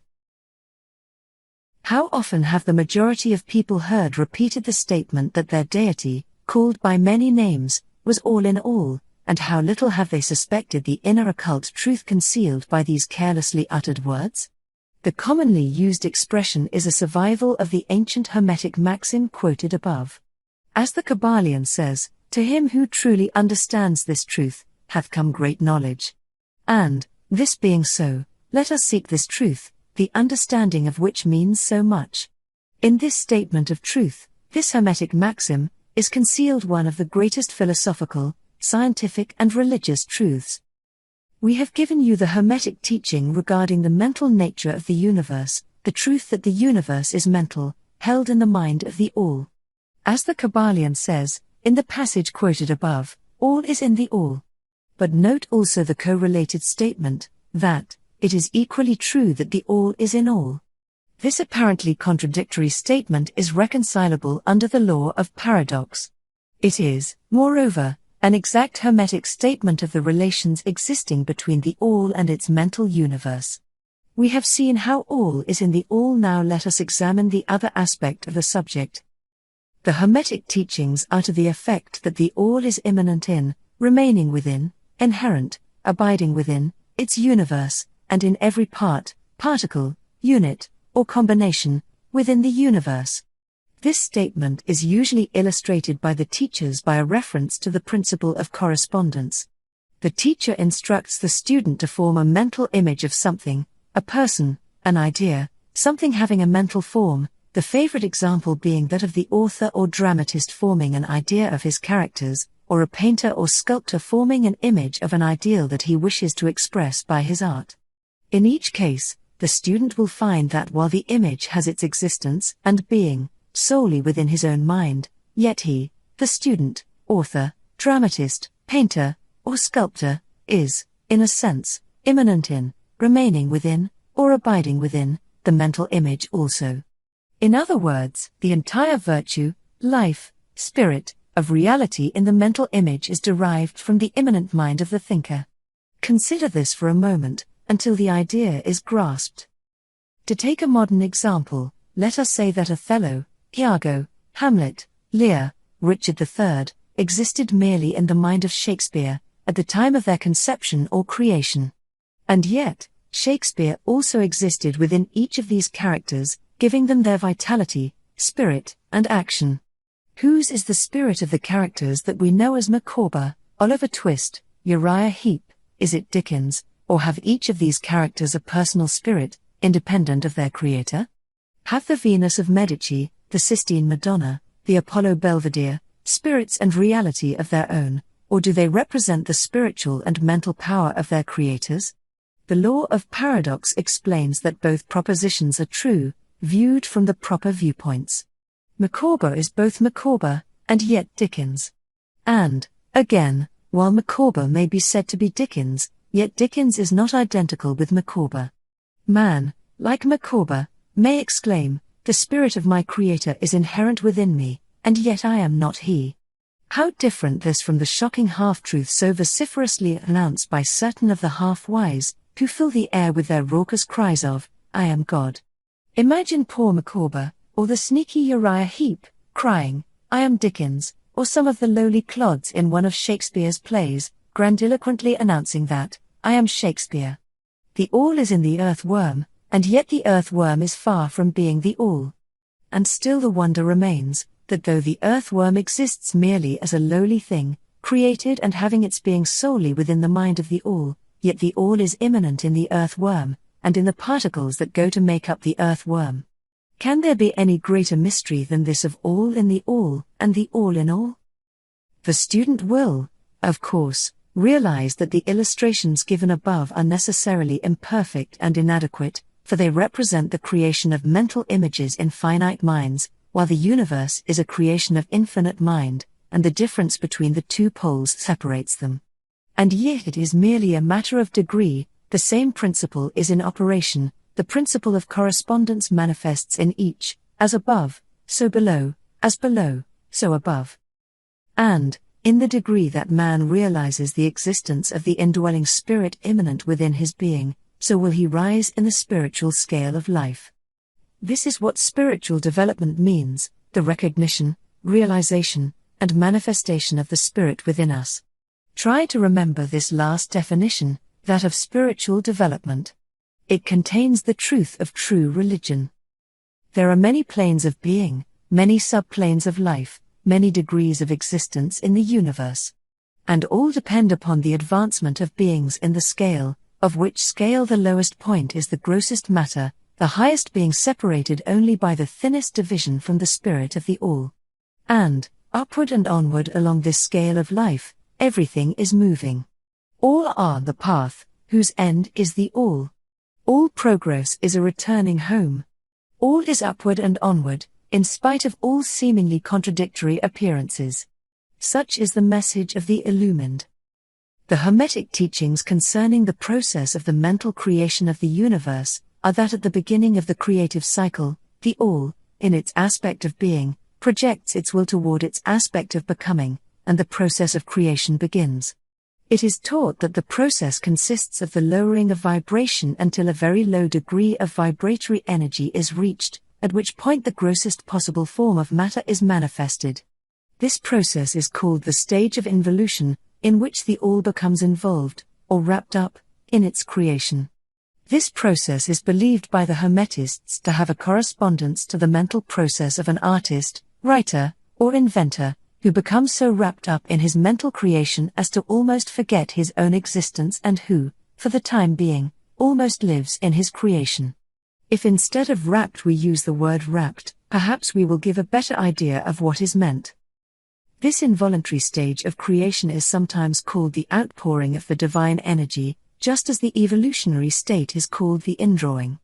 The extreme pole of the creative process is considered to be the furthest removed from the all, while the beginning of the evolutionary stage is regarded as the beginning of the return swing of the pendulum of rhythm, a coming home idea being held in all of the Hermetic teachings.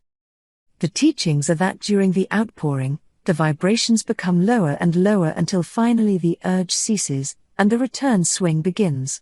But there is this difference, that while in the outpouring the creative forces manifest compactly and as a whole, yet from the beginning of the evolutionary or indrawing stage, there is manifested the law of individualization, that is, the tendency to separate into units of force, so that finally that which left the all as unindividualized energy returns to its source as countless highly developed units of life, having risen higher and higher in the scale by means of physical, mental, and spiritual evolution. The ancient Hermetists use the word meditation in describing the process of the mental creation of the universe in the mind of the all, the word contemplation also being frequently employed. But the idea intended seems to be that of the employment of the divine attention. Attention is a word derived from the Latin root, meaning to reach out, to stretch out, and so the act of attention is really a mental reaching out, extension of mental energy, so that the underlying idea is readily understood when we examine into the real meaning of attention. The Hermetic teachings regarding the process of evolution are that, the all, having meditated upon the beginning of the creation, having thus established the material foundations of the universe, having thought it into existence, then gradually awakens or rouses from its meditation and in so doing starts into manifestation the process of evolution, on the material, mental and spiritual planes, successively and in order. Thus the upward movement begins, and all begins to move spiritward. Matter becomes less gross, the units spring into being, the combinations begin to form, life appears and manifests in higher and higher forms, and mind becomes more and more in evidence, the vibrations constantly becoming higher. In short, the entire process of evolution, in all of its phases, begins, and proceeds according to the established laws of the indrawing process. All of this occupies eons upon eons of man's time, each eon containing countless millions of years, but yet the illumined inform us that the entire creation, including involution and evolution, of an universe, is but as the twinkle of the eye to the all. At the end of countless cycles of eons of time, the all withdraws its attention, its contemplation and meditation, of the universe, for the great work is finished, and all is withdrawn into the all from which it emerged. But mystery of mysteries, the spirit of each soul is not annihilated, but is infinitely expanded, the created and the creator are merged. Such is the report of the illumined. The above illustration of the meditation, and subsequent awakening from meditation, of the all, is of course but an attempt of the teachers to describe the infinite process by a finite example. And, yet, as below, so above. The difference is merely in degree. And just as the all arouses itself from the meditation upon the universe, so does man, in time, cease from manifesting upon the material plane, and withdraws himself more and more into the indwelling spirit, which is indeed the divine ego. There is one more matter of which we desire to speak in this lesson, and that comes very near to an invasion of the metaphysical field of speculation, although our purpose is merely to show the futility of such speculation. We allude to the question which inevitably comes to the mind of all thinkers who have ventured to seek the truth. The question is, why does the all create universes? The question may be asked in different forms, but the above is the gist of the inquiry. Men have striven hard to answer this question, but still there is no answer worthy of the name.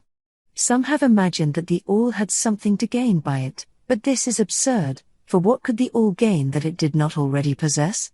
Others have sought the answer in the idea that the all wished something to love, and others that it created for pleasure, or amusement, or because it was lonely, or to manifest its power, all puerile explanations and ideas, belonging to the childish period of thought. Others have sought to explain the mystery by assuming that the All found itself compelled to create, by reason of its own internal nature, its creative instinct. This idea is in advance of the others, but its weak point lies in the idea of the All being compelled by anything, internal or external. If its internal nature, or creative instinct, compelled it to do anything, then the internal nature or creative instinct would be the absolute, instead of the All, and so accordingly that part of the proposition falls. And, yet, the All does create and manifest, and seems to find some kind of satisfaction in so doing. And it is difficult to escape the conclusion that in some infinite degree it must have what would correspond to an inner nature, or creative instinct, in man, with correspondingly infinite desire and will. It could not act unless it willed to act, and it would not will to act, unless it desired to act, and it would not desire to act unless it obtained some satisfaction thereby. And all of these things would belong to an inner nature, and might be postulated as existing according to the law of correspondence. But, still, we prefer to think of the All as acting entirely free from any influence, internal as well as external. That is the problem which lies at the root of difficulty, and the difficulty that lies at the root of the problem. Strictly speaking, there cannot be said to be any reason whatsoever for the All to act, for a reason implies a cause, and the All is above cause and effect, except when it wills to become a cause, at which time the principle is set into motion. So, you see, the matter is unthinkable, just as the All is unknowable. Just as we say the All merely is, so we are compelled to say that the All acts because it acts. At the last, the All is all reason in itself, all law in itself, all action in itself, and it may be said, truthfully, that the All is its own reason, its own law, its own act, or still further, that the All, its reason, its act, is law, are one, all being names for the same thing. In the opinion of those who are giving you these present lessons, the answer is locked up in inner self of the All, along with its secret of being. The law of correspondence, in our opinion, reaches only to that aspect of the All, which may be spoken of as the aspect of becoming. Back of that aspect is the aspect of being, in which all laws are lost in law, all principles merge into principle, and the All, principle, and being, are identical, one and the same. Therefore, metaphysical speculation on this point is futile. We go into the matter here, merely to show that we recognize the question, and also the absurdity of the ordinary answers of metaphysics and theology. In conclusion, it may be of interest to our students to learn that while some of the ancient, and modern, Hermetic teachers have rather inclined in the direction of applying the principle of correspondence to the question, with the result of the inner nature conclusion, still the legends have it that Hermes, the Great, when asked this question by his advanced students, answered them by pressing his lips tightly together and saying not a word, indicating that there was no answer. But, then, he may have intended to apply the axiom of his philosophy, that the lips of wisdom are closed, except to the ears of understanding, believing that even his advanced students did not possess the understanding which entitled them to the teaching. At any rate, if Hermes possessed the secret, he failed to impart it, and so far as the world is concerned the lips of Hermes are closed regarding it. And where the great Hermes hesitated to speak, what mortal may dare to teach? But, remember, that whatever be the answer to this problem, if indeed there be an answer, the truth remains that, while all is in the All, it is equally true that the All is in all. The teaching on this point is emphatic. And, we may add the concluding words of the quotation, "To him who truly understands this truth, hath come great knowledge." Chapter 8. The Planes of Correspondence. As above, so below, as below, so above. The Kybalion. The great second Hermetic principle embodies the truth that there is a harmony, agreement, and correspondence between the several planes of manifestation, life, and being.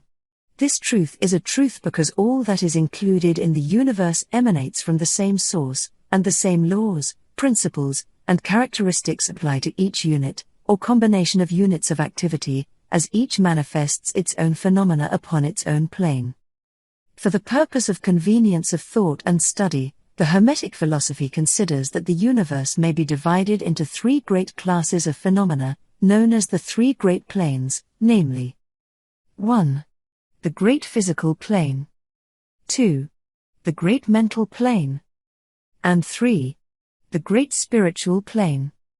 These divisions are more or less artificial and arbitrary, for the truth is that all of the three divisions are but ascending degrees of the great scale of life, the lowest point of which is undifferentiated matter, and the highest point that of spirit.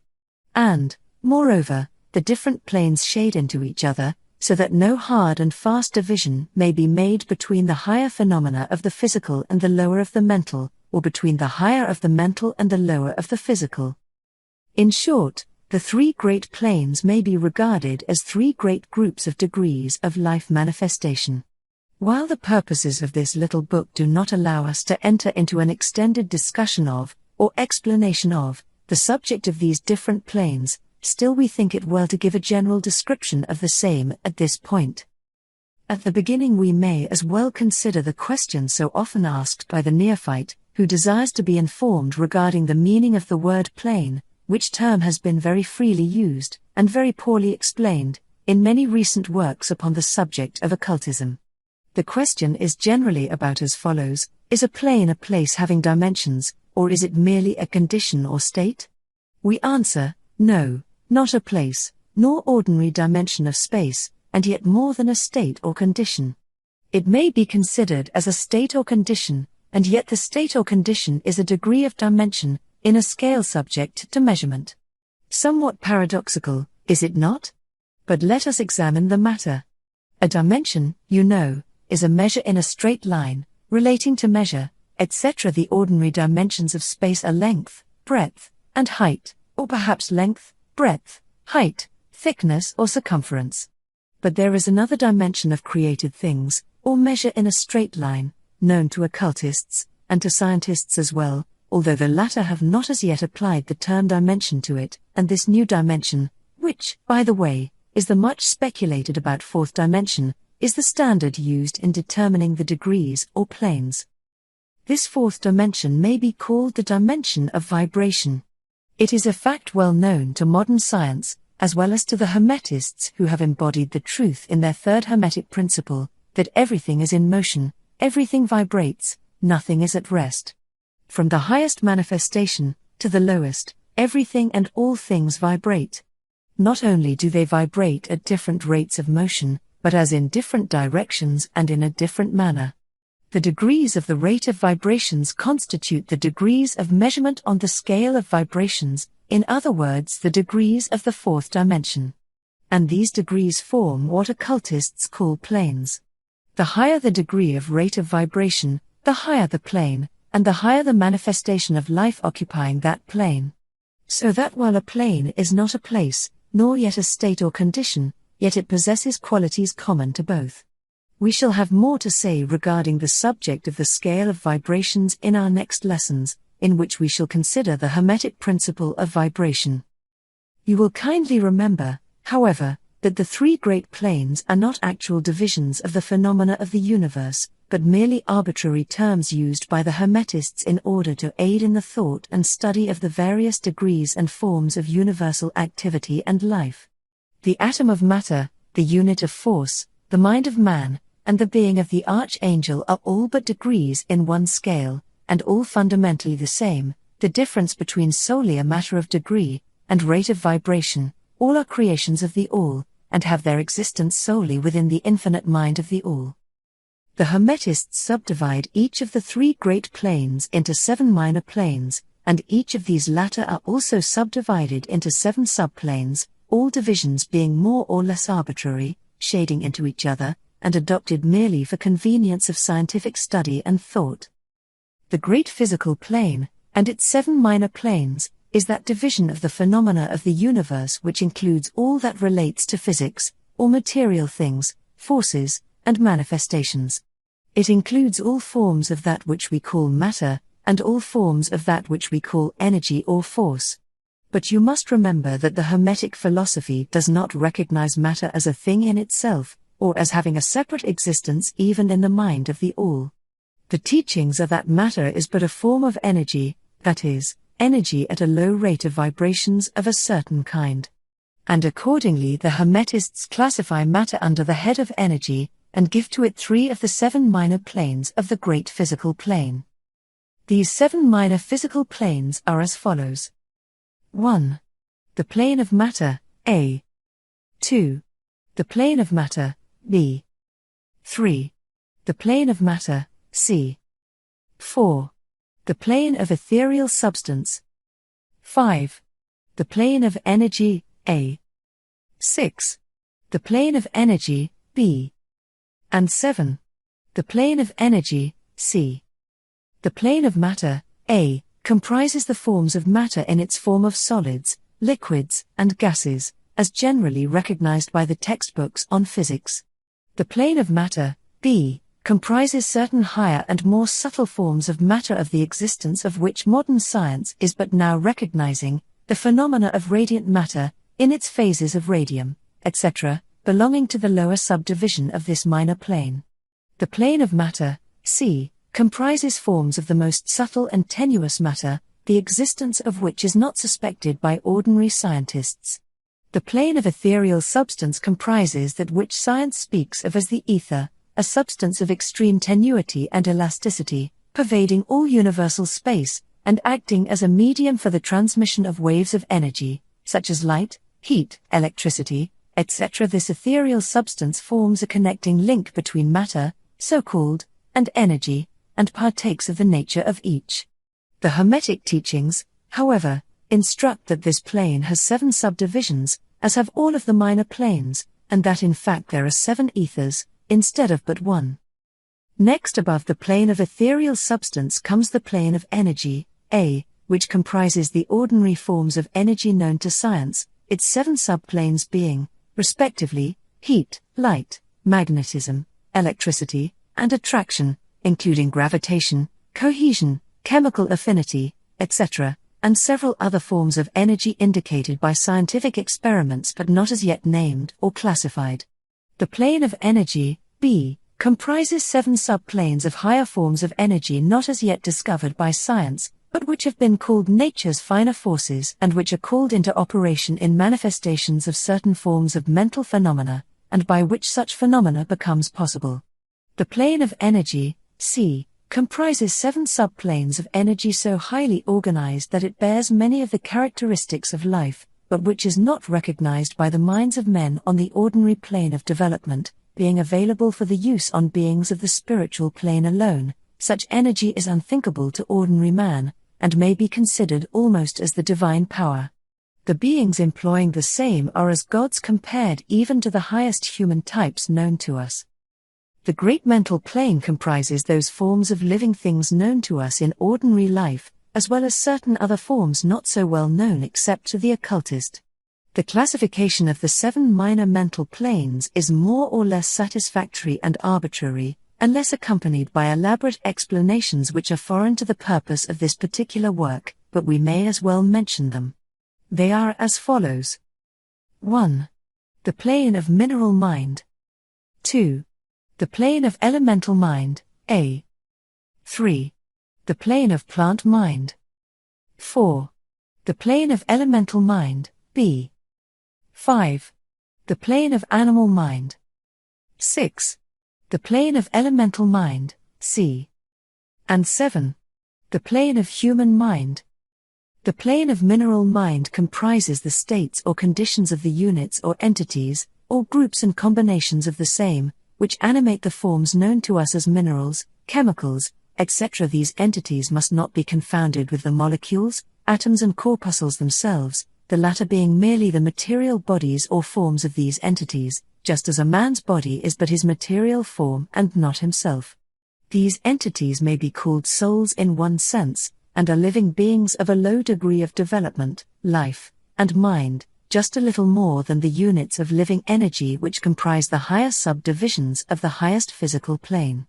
The average mind does not generally attribute the possession of mind, soul, or life, to the mineral kingdom, but all occultists recognize the existence of the same, and modern science is rapidly moving forward to the point of view of the Hermetic, in this respect.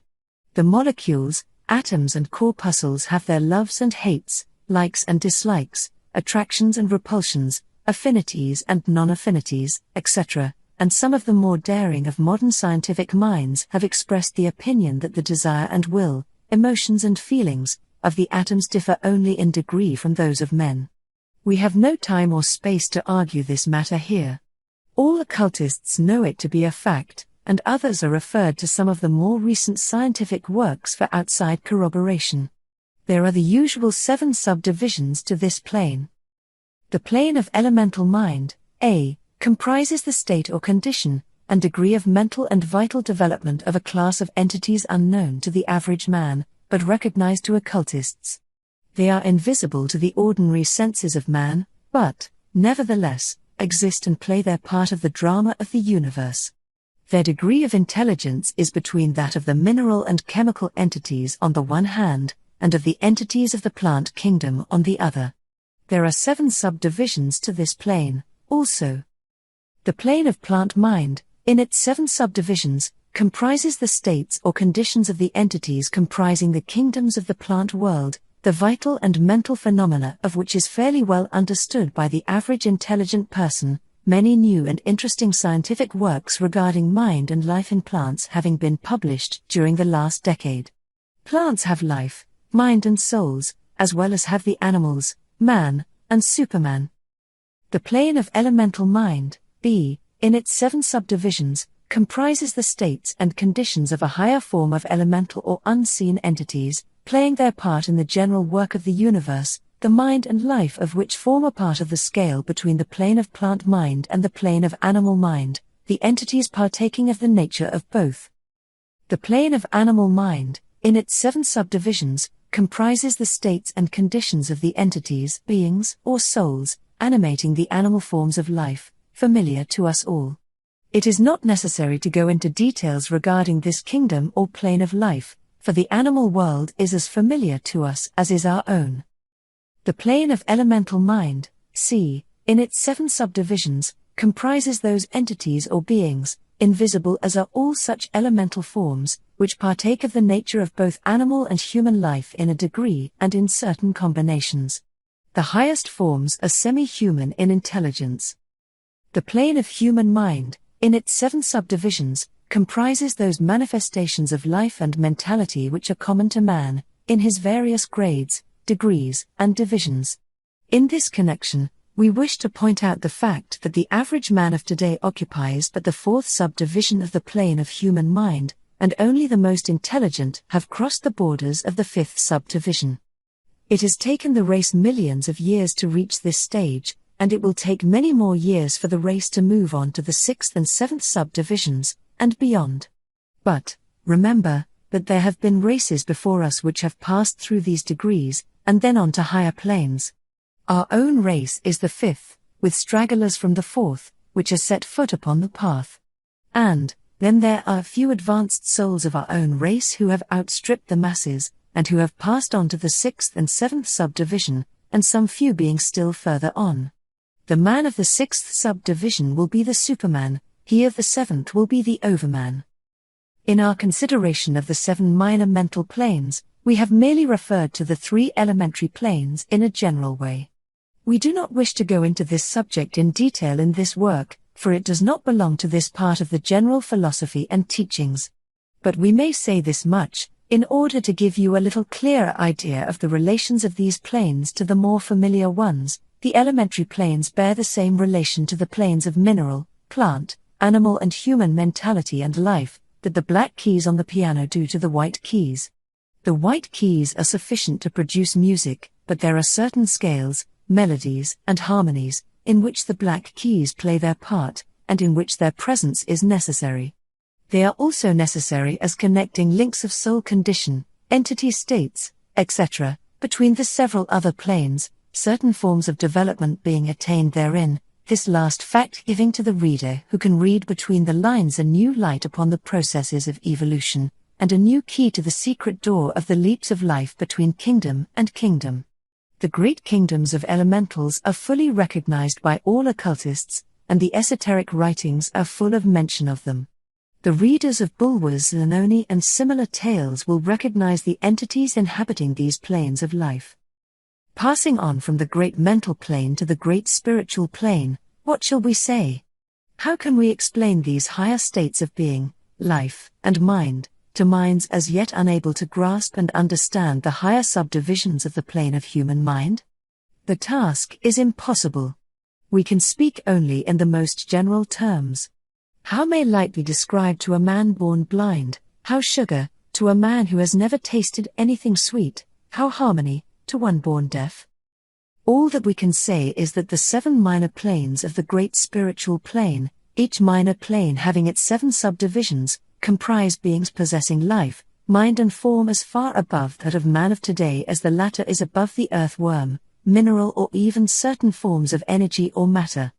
The life of these beings so far transcends ours, that we cannot even think of the details of the same, their minds so far transcend ours, that to them we scarcely seem to think, and our mental processes seem almost akin to material processes, the matter of which their forms are composed is of the highest planes of matter, nay, some are even said to be clothed in pure energy. What may be said of such beings? On the 7 minor planes of the great spiritual plane exist beings of whom we may speak as angels, archangels, demigods. On the lower minor planes dwell those great souls whom we call masters and adepts. Above them come the great hierarchies of the angelic hosts, unthinkable to man, and above those come those who may without irreverence be called the gods, so high in the scale of being are they, their being, intelligence and power being akin to those attributed by the races of men to their conceptions of deity. These beings are beyond even the highest flights of the human imagination, the word divine being the only one applicable to them. Many of these beings, as well as the angelic host, take the greatest interest in the affairs of the universe and play an important part in its affairs. These unseen divinities and angelic helpers extend their influence freely and powerfully, in the process of evolution and cosmic progress.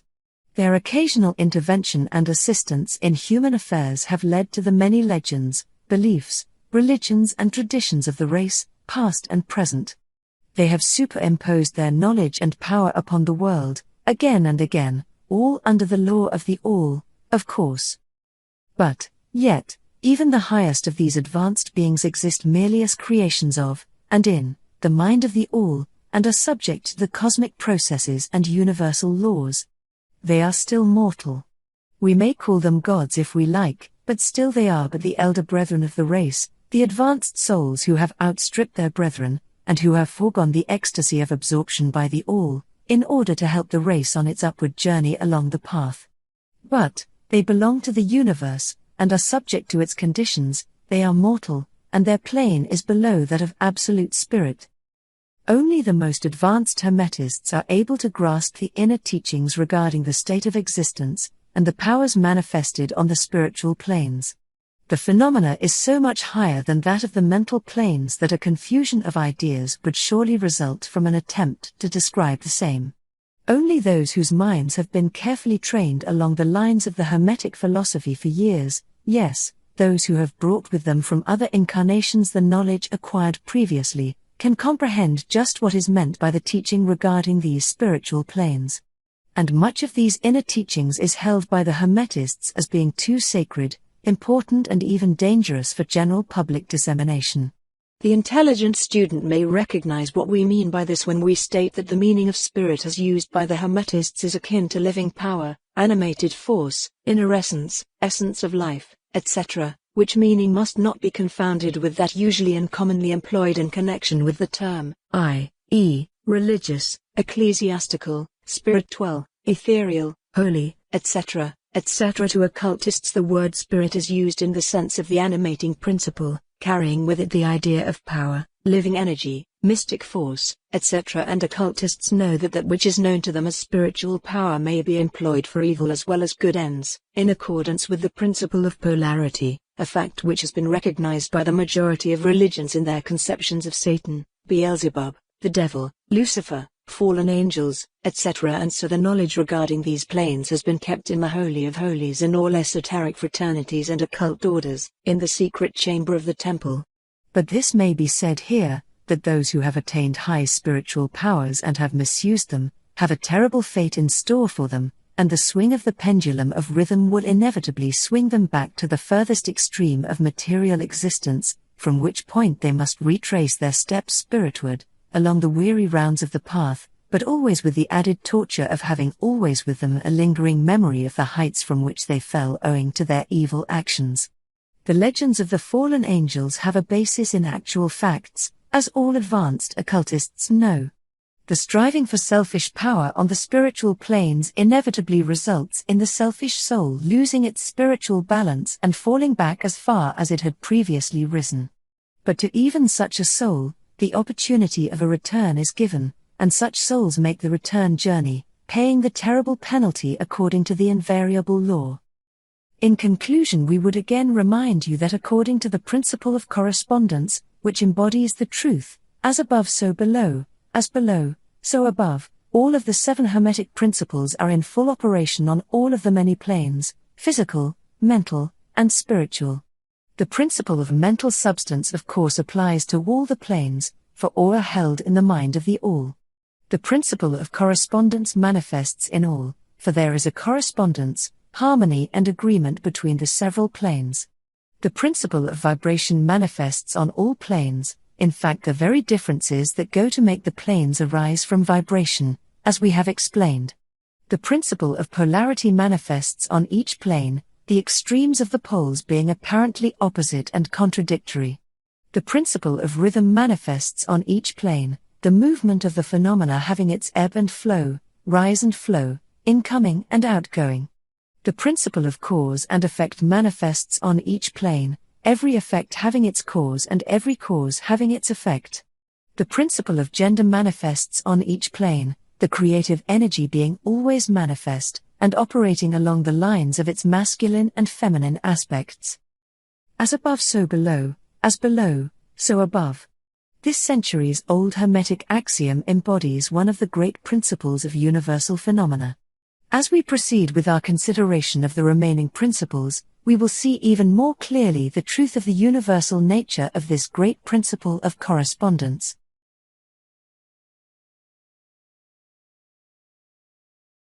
Chapter 9. Vibration. Nothing rests, everything moves, everything vibrates. The Kybalion. The great third Hermetic principle, the principle of vibration, embodies the truth that motion is manifest in everything in the universe, that nothing is at rest, that everything moves, vibrates, and circles.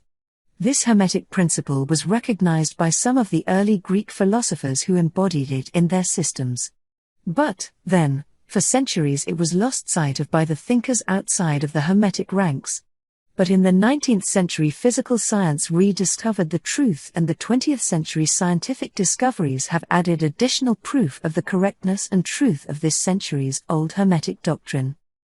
The Hermetic teachings are that not only is everything in constant movement and vibration, but that the differences between the various manifestations of the universal power are due entirely to the varying rate and mode of vibrations.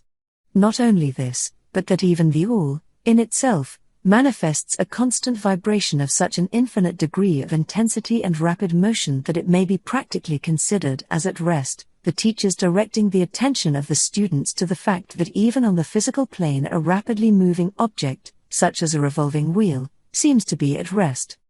The teachings are to the effect that spirit is at one end of the pole of vibration, the other pole being certain extremely gross forms of matter. Between these two poles are millions upon millions of different rates and modes of vibration. Modern science has proven that all that we call matter and energy are but modes of vibratory motion, and some of the more advanced scientists are rapidly moving toward the positions of the occultists who hold that the phenomena of mind are likewise modes of vibration or motion. Let us see what science has to say regarding the question of vibrations in matter and energy. In the first place, science teaches that all matter manifests, in some degree, the vibrations arising from temperature or heat. Be an object cold or hot, both being but degrees of the same things, it manifests certain heat vibrations, and in that sense is in motion and vibration. Then all particles of matter are in circular movement, from corpuscle to suns. The planets revolve around suns, and many of them turn on their axes. The suns move around greater central points, and these are believed to move around still greater, and so on, ad infinitum. The molecules of which the particular kinds of matter are composed are in a state of constant vibration and movement around each other and against each other. The molecules are composed of atoms, which, likewise, are in a state of constant movement and vibration. The atoms are composed of corpuscles, sometimes called electrons, ions, etc., which also are in a state of rapid motion, revolving around each other, and which manifest a very rapid state and mode of vibration. And, so we see that all forms of matter manifest vibration, in accordance with the Hermetic principle of vibration. And so it is with the various forms of energy. Science teaches that light, heat, magnetism and electricity are but forms of vibratory motion connected in some way with, and probably emanating from the ether. Science does not as yet attempt to explain the nature of the phenomena known as cohesion, which is the principle of molecular attraction, nor chemical affinity, which is the principle of atomic attraction, nor gravitation, the greatest mystery of the three, which is the principle of attraction by which every particle or mass of matter is bound to every other particle or mass. These three forms of energy are not as yet understood by science, yet the writers incline to the opinion that these two are manifestations of some form of vibratory energy, a fact which the Hermetists have held and taught for ages past.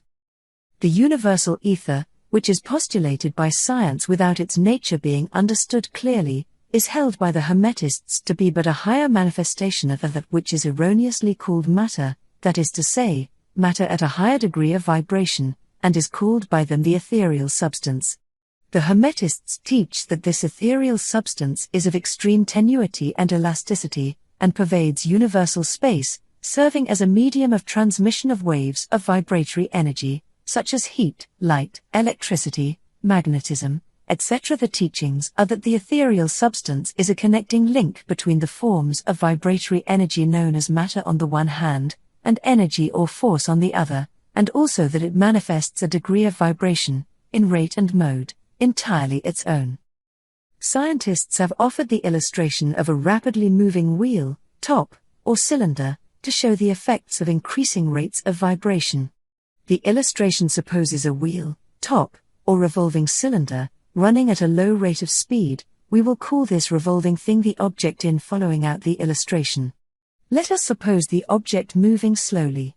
It may be seen readily, but no sound of its movement reaches the ear. The speed is gradually increased. In a few moments its movement becomes so rapid that a deep growl or low note may be heard. Then as the rate is increased the note rises one in the musical scale.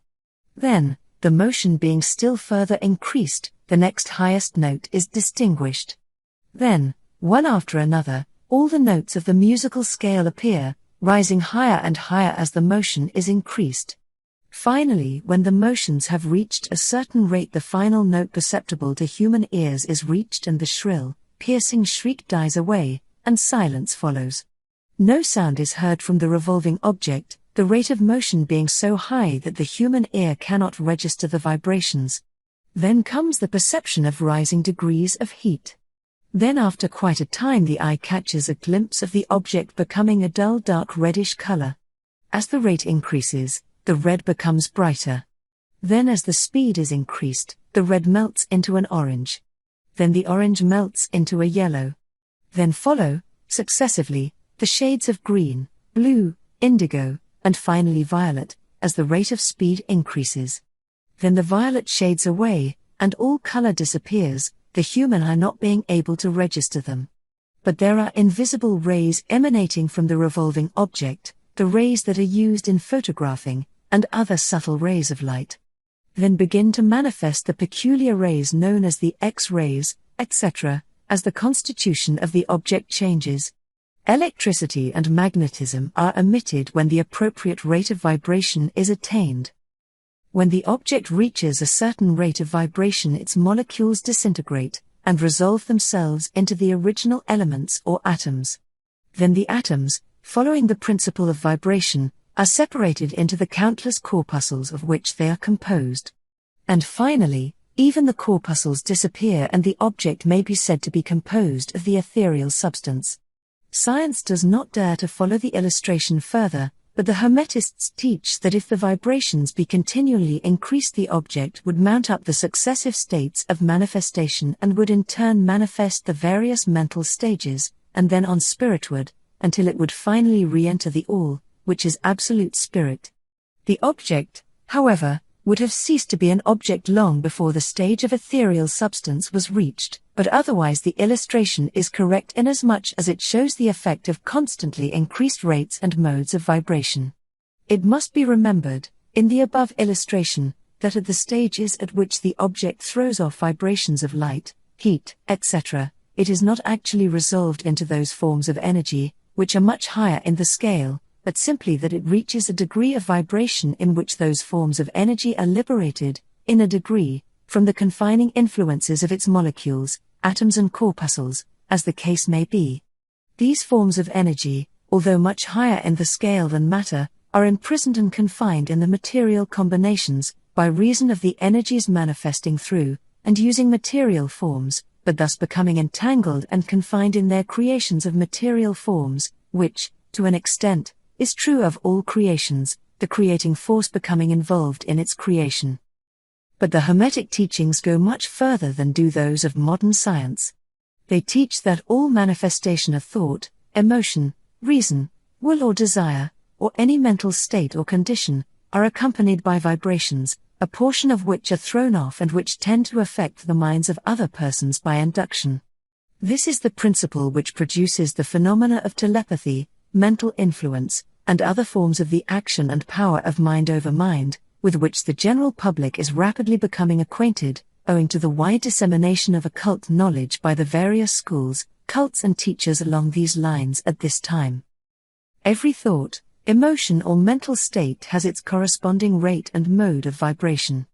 And by an effort of the will of the person, or of other persons, these mental states may be reproduced, just as a musical tone may be reproduced by causing an instrument to vibrate at a certain rate, just as color may be reproduced in the same way. By a knowledge of the principle of vibration, as applied to mental phenomena, one may polarize his mind at any degree he wishes, thus gaining a perfect control over his mental states, moods, etc. In the same way he may affect the minds of others, producing the desired mental states in them. In short, he may be able to produce on the mental plane that which science produces on the physical plane, namely, vibrations at will.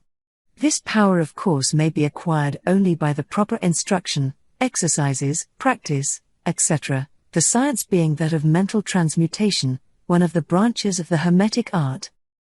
A little reflection on what we have said will show the student that the principle of vibration underlies the wonderful phenomena of the power manifested by the masters and adepts, who are able to apparently set aside the laws of nature, but who, in reality, are simply using one law against another, one principle against others, and who accomplish their results by changing the vibrations of material objects, or forms of energy, and thus perform what are commonly called miracles. As one of the old Hermetic writers has truly said, he who understands the principle of vibration, has grasped the scepter of power. Chapter 10. Polarity. Everything is dual, everything has poles, everything has its pair of opposites, like and unlike are the same, opposites are identical in nature, but different in degree, extremes meet, all truths are but half-truths, all paradoxes may be reconciled. The Kybalion. The great fourth Hermetic principle, the principle of polarity, embodies the truth that all manifested things have two sides, two aspects, two poles, a pair of opposites, with manifold degrees between the two extremes. The old paradoxes, which have ever perplexed the mind of men, are explained by an understanding of this principle. Man has always recognized something akin to this principle, and has endeavored to express it by such sayings, maxims and aphorisms as the following: everything is and isn't, at the same time, all truths are but half-truths, every truth is half-false, there are two sides to everything, there is a reverse side to every shield, etc., etc. The Hermetic teachings are to the effect that the difference between things seemingly diametrically opposed to each other is merely a matter of degree. It teaches that the pairs of opposites may be reconciled, and that thesis and antithesis are identical in nature, but different in degree, and that the universal reconciliation of opposites is effected by a recognition of this principle of polarity. The teachers claim that illustrations of this principle may be had on every hand, and from an examination into the real nature of anything. They begin by showing that spirit and matter are but the two poles of the same thing, the intermediate planes being merely degrees of vibration. They show that the all and the many are the same, the difference being merely a matter of degree of mental manifestation. Thus the law and laws are the two opposite poles of one thing. Likewise, principle and principles. Infinite mind and finite minds. Then passing on to the physical plane, they illustrate the principle by showing that heat and cold are identical in nature, the differences being merely a matter of degrees. The thermometer shows many degrees of temperature, the lowest pole being called cold, and the highest heat. Between these two poles are many degrees of heat or cold, call them either, and you are equally correct. The higher of 2 degrees is always warmer, while the lower is always colder. There is no absolute standard, all is a matter of degree. There is no place on the thermometer where heat ceases and cold begins. It is all a matter of higher or lower vibrations. The very terms high and low, which we are compelled to use, are but poles of the same thing, the terms are relative. So with east and west travel around the world in an eastward direction, and you reach a point which is called west at your starting point, and you return from that westward point. Travel far enough north, and you will find yourself traveling south, or vice versa. Light and darkness are poles of the same thing, with many degrees between them. The musical scale is the same, starting with C you move upward until you reach another C, and so on, the differences between the two ends of the board being the same, with many degrees between the two extremes. The scale of color is the same, higher and lower vibrations being the only difference between high violet and low red. Large and small are relative. So are noise and quiet, hard and soft follow the rule. Likewise sharp and dull. Positive and negative are two poles of the same thing, with countless degrees between them. Good and bad are not absolute, we call one end of the scale good and the other bad, or one end good and the other evil, according to the use of the terms. A thing is less good than the thing higher in the scale, but that less good thing, in turn, is more good than the thing next below it, and so on, the more or less being regulated by the position on the scale. And so it is on the mental plane. Love and hate are generally regarded as being things diametrically opposed to each other, entirely different, unreconcilable. But we apply the principle of polarity, we find that there is no such thing as absolute love or absolute hate, as distinguished from each other. The two are merely terms applied to the two poles of the same thing. Beginning at any point of the scale we find more love, or less hate, as we ascend the scale, and more hate or less love as we descend, this being true no matter from what point, high or low, we may start. There are degrees of love and hate, and there is a middle point where like and dislike become so faint that it is difficult to distinguish between them. Courage and fear come under the same rule. The pairs of opposites exist everywhere. Where you find one thing you find its opposite, the two poles.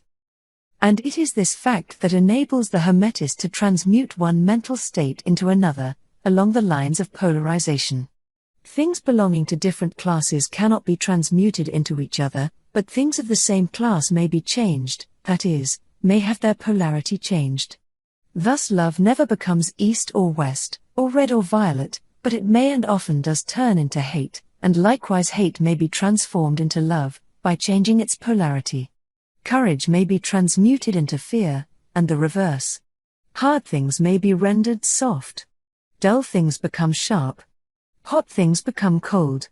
And so on. the transmutation always being between things of the same kind of different degrees. Take the case of a fearful man. By raising his mental vibrations along the line of fear-courage, he can be filled with the highest degree of courage and fearlessness. And, likewise, the slothful man may change himself into an active, energetic individual, simply by polarizing along the lines of the desired quality. The student who is familiar with the processes by which the various schools of mental science, etc., produce changes in the mental states of those following their teachings, may not readily understand the principle underlying many of these changes.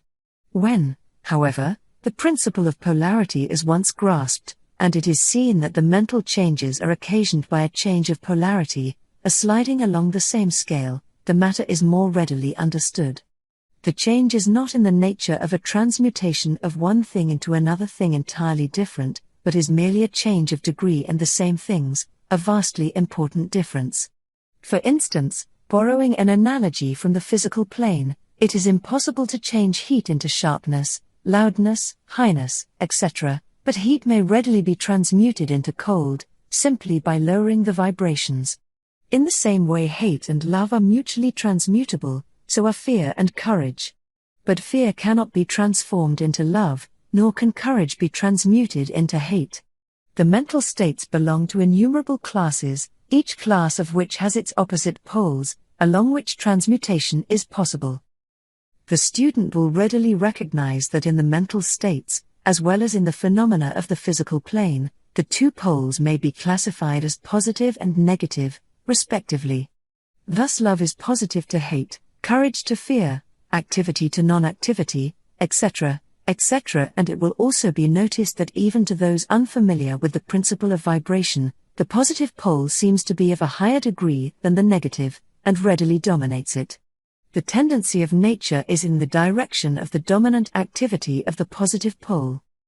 In addition to the changing of the poles of one's own mental states by the operation of the art of polarization, the phenomena of mental influence, in its manifold phases, shows us that the principle may be extended so as to embrace the phenomena of the influence of one mind over that of another, of which so much has been written and taught of late years.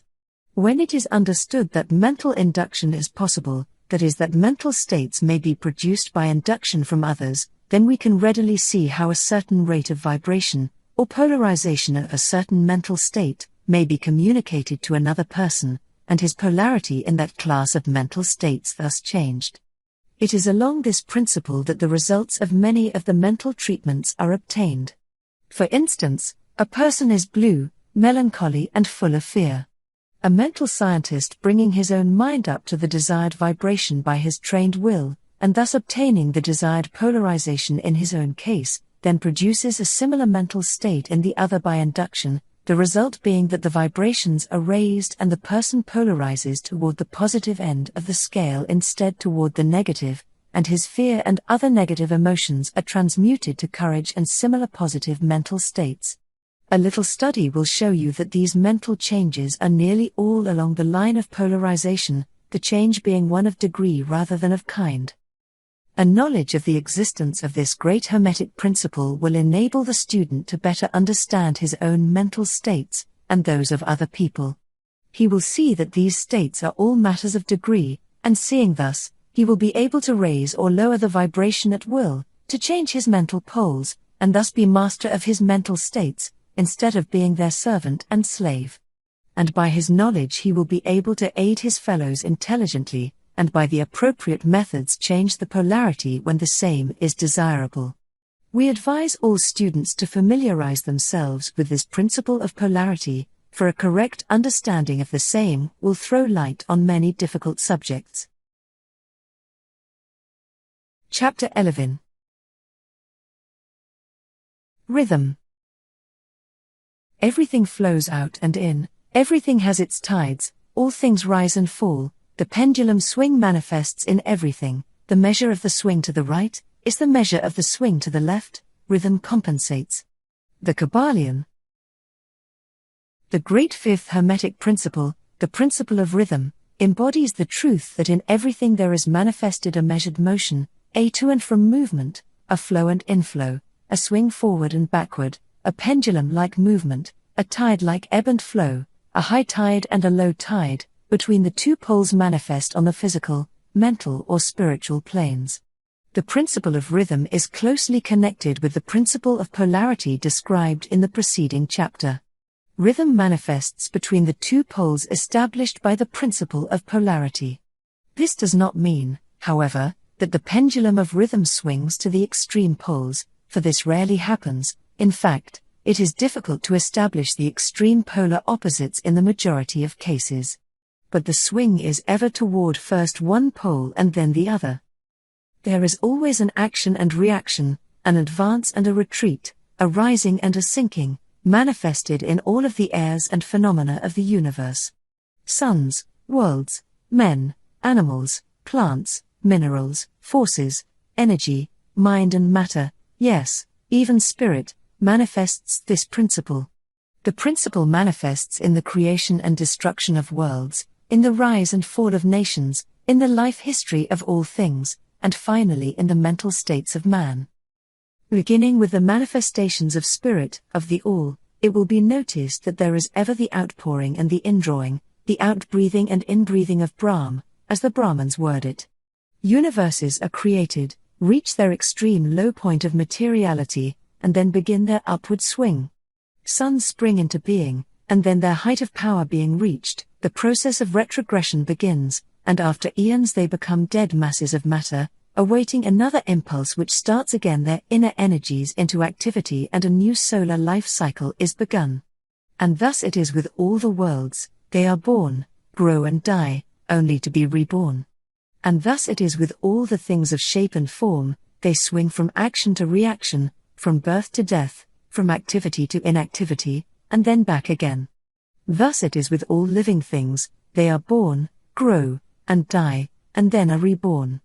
So it is with all great movements, philosophies, creeds, fashions, governments, nations, and all else, birth, growth, maturity, decadence, death, and then new birth. The swing of the pendulum is ever in evidence. Night follows day, and day night. The pendulum swings from summer to winter, and then back again. The corpuscles, atoms, molecules, and all masses of matter, swing around the circle of their nature. There is no such thing as absolute rest, or cessation from movement, and all movement partakes of rhythm. The principle is of universal application.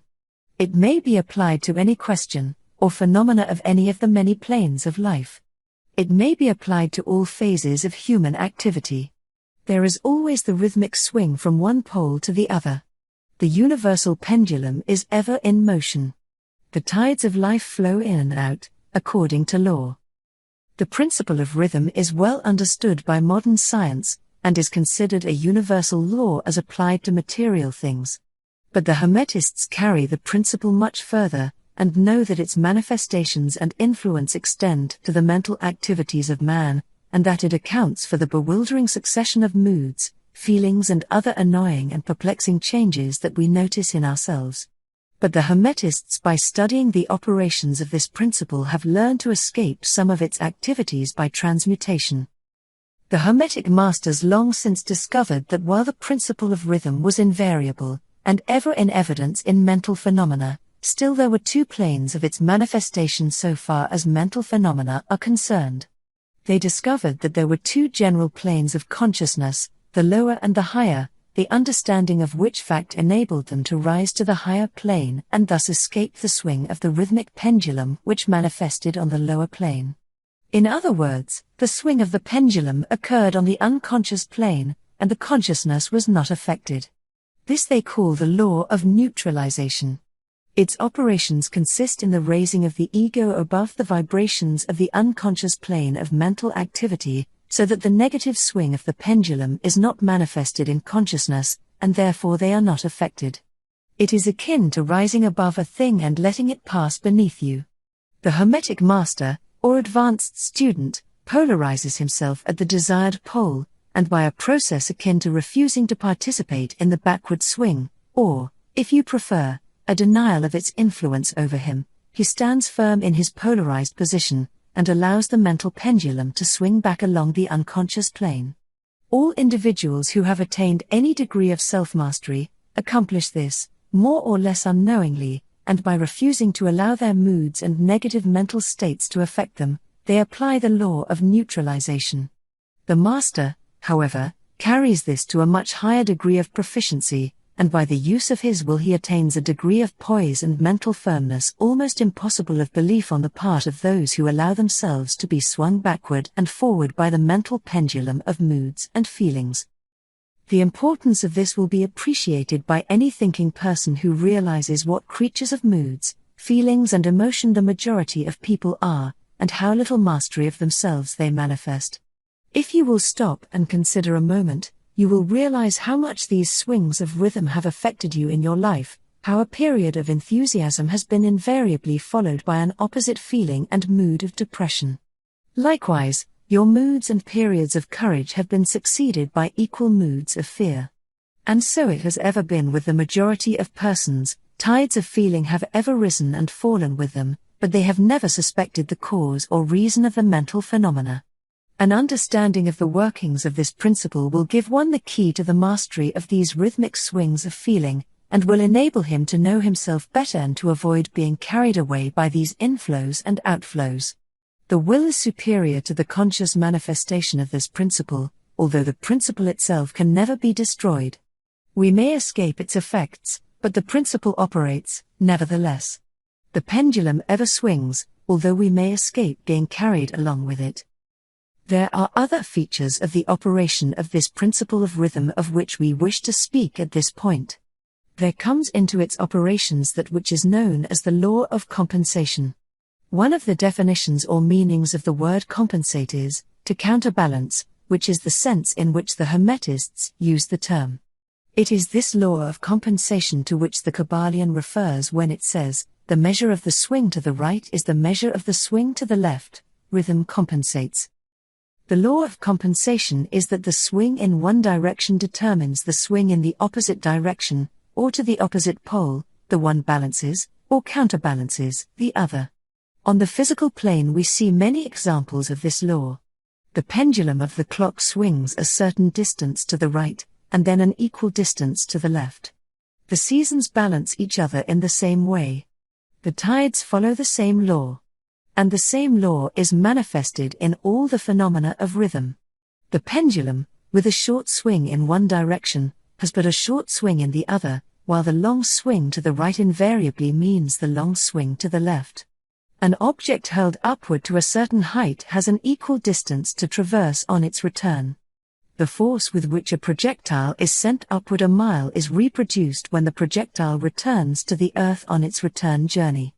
This law is constant on the physical plane, as reference to the standard authorities will show you. But the Hermetists carry it still further. They teach that a man's mental states are subject to the same law. The man who enjoys keenly is subject to keen suffering, while he who feels but little pain is capable of feeling but little joy. The pig suffers but little mentally, and enjoys but little, he is compensated. And on the other hand, there are other animals who enjoy keenly, but whose nervous organism and temperament cause them to suffer exquisite degrees of pain. And so it is with man.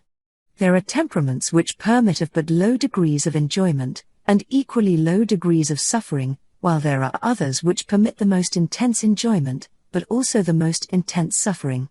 The rule is that the capacity for pain and pleasure, in each individual, are balanced. The law of compensation is in full operation here. But the Hermetists go still further in this matter. They teach that before one is able to enjoy a certain degree of pleasure, he must have swung as far, proportionately, toward the other pole of feeling. They hold, however, that the negative is precedent to the positive in this matter, that is to say that in experiencing a certain degree of pleasure it does not follow that he will have to pay up for it with a corresponding degree of pain. On the contrary, the pleasure is the rhythmic swing, according to the law of compensation, for a degree of pain previously experienced either in the present life, or in a previous incarnation. This throws a new light on the problem of pain.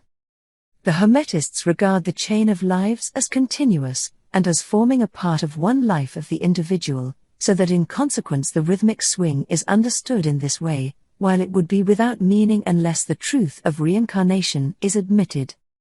But the Hermetists claim that the master or advanced student is able, to a great degree, to escape the swing toward pain, by the process of neutralization before mentioned. By rising onto the higher plane of the ego, much of the experience that comes to those dwelling on the lower plane is avoided and escaped. The law of compensation plays an important part in the lives of men and women. It will be noticed that one generally pays the price of anything he possesses or lacks. If he has one thing, he lacks another, the balance is struck. No one can keep his penny and have the bit of cake at the same time. Everything has its pleasant and unpleasant sides. The things that one gains are always paid for by the things that one loses. The rich possess much that the poor lack, while the poor often possess things that are beyond the reach of the rich. The millionaire may have the inclination toward feasting, and the wealth wherewith to secure all the dainties and luxuries of the table, while he lacks the appetite to enjoy the same. He envies the appetite and digestion of the laborer, who lacks the wealth and inclinations of the millionaire, and who gets more pleasure from his plain food than the millionaire could obtain even if his appetite were not jaded, nor his digestion ruined, for the wants, habits and inclinations differ. And so it is through life. The law of compensation is ever in operation, striving to balance and counterbalance, and always succeeding in time, even though several lives may be required for the return swing of the pendulum of rhythm. Chapter 12. Causation. Every cause has its effect, every effect has its cause, everything happens according to law. Chance is but a name for law not recognized. There are many planes of causation, but nothing escapes the law. The Kybalion. The great sixth Hermetic principle, the principle of cause and effect, embodies the truth that law pervades the universe, that nothing happens by chance, that chance is merely a term indicating cause existing but not recognized or perceived, that phenomena is continuous, without break or exception. The principle of cause and effect underlies all scientific thought, ancient and modern, and was enunciated by the Hermetic teachers in the earliest days. While many and varied disputes between the many schools of thought have since arisen, these disputes have been principally upon the details of the operations of the principle, and still more often upon the meaning of certain words. The underlying principle of cause and effect has been accepted as correct by practically all the thinkers of the world worthy of the name. To think otherwise would be to take the phenomena of the universe from the domain of law and order, and to relegate it to the control of the imaginary something which men have called chance. A little consideration will show anyone that there is in reality no such thing as pure chance. Webster defines the word chance as follows: a supposed agent or mode of activity other than a force, law or purpose, the operation or activity of such agent, the supposed effect of such an agent, a happening, fortuity, casualty, etc. But a little consideration will show you that there can be no such agent as chance, in the sense of something outside of law, something outside of cause and effect. How could there be a something acting in the phenomenal universe, independent of the laws, order, and continuity of the latter? Such a something would be entirely independent of the orderly trend of the universe, and therefore superior to it. We can imagine nothing outside of the all being outside of the law, and that only because the all is the law in itself. There is no room in the universe for a something outside of and independent of law.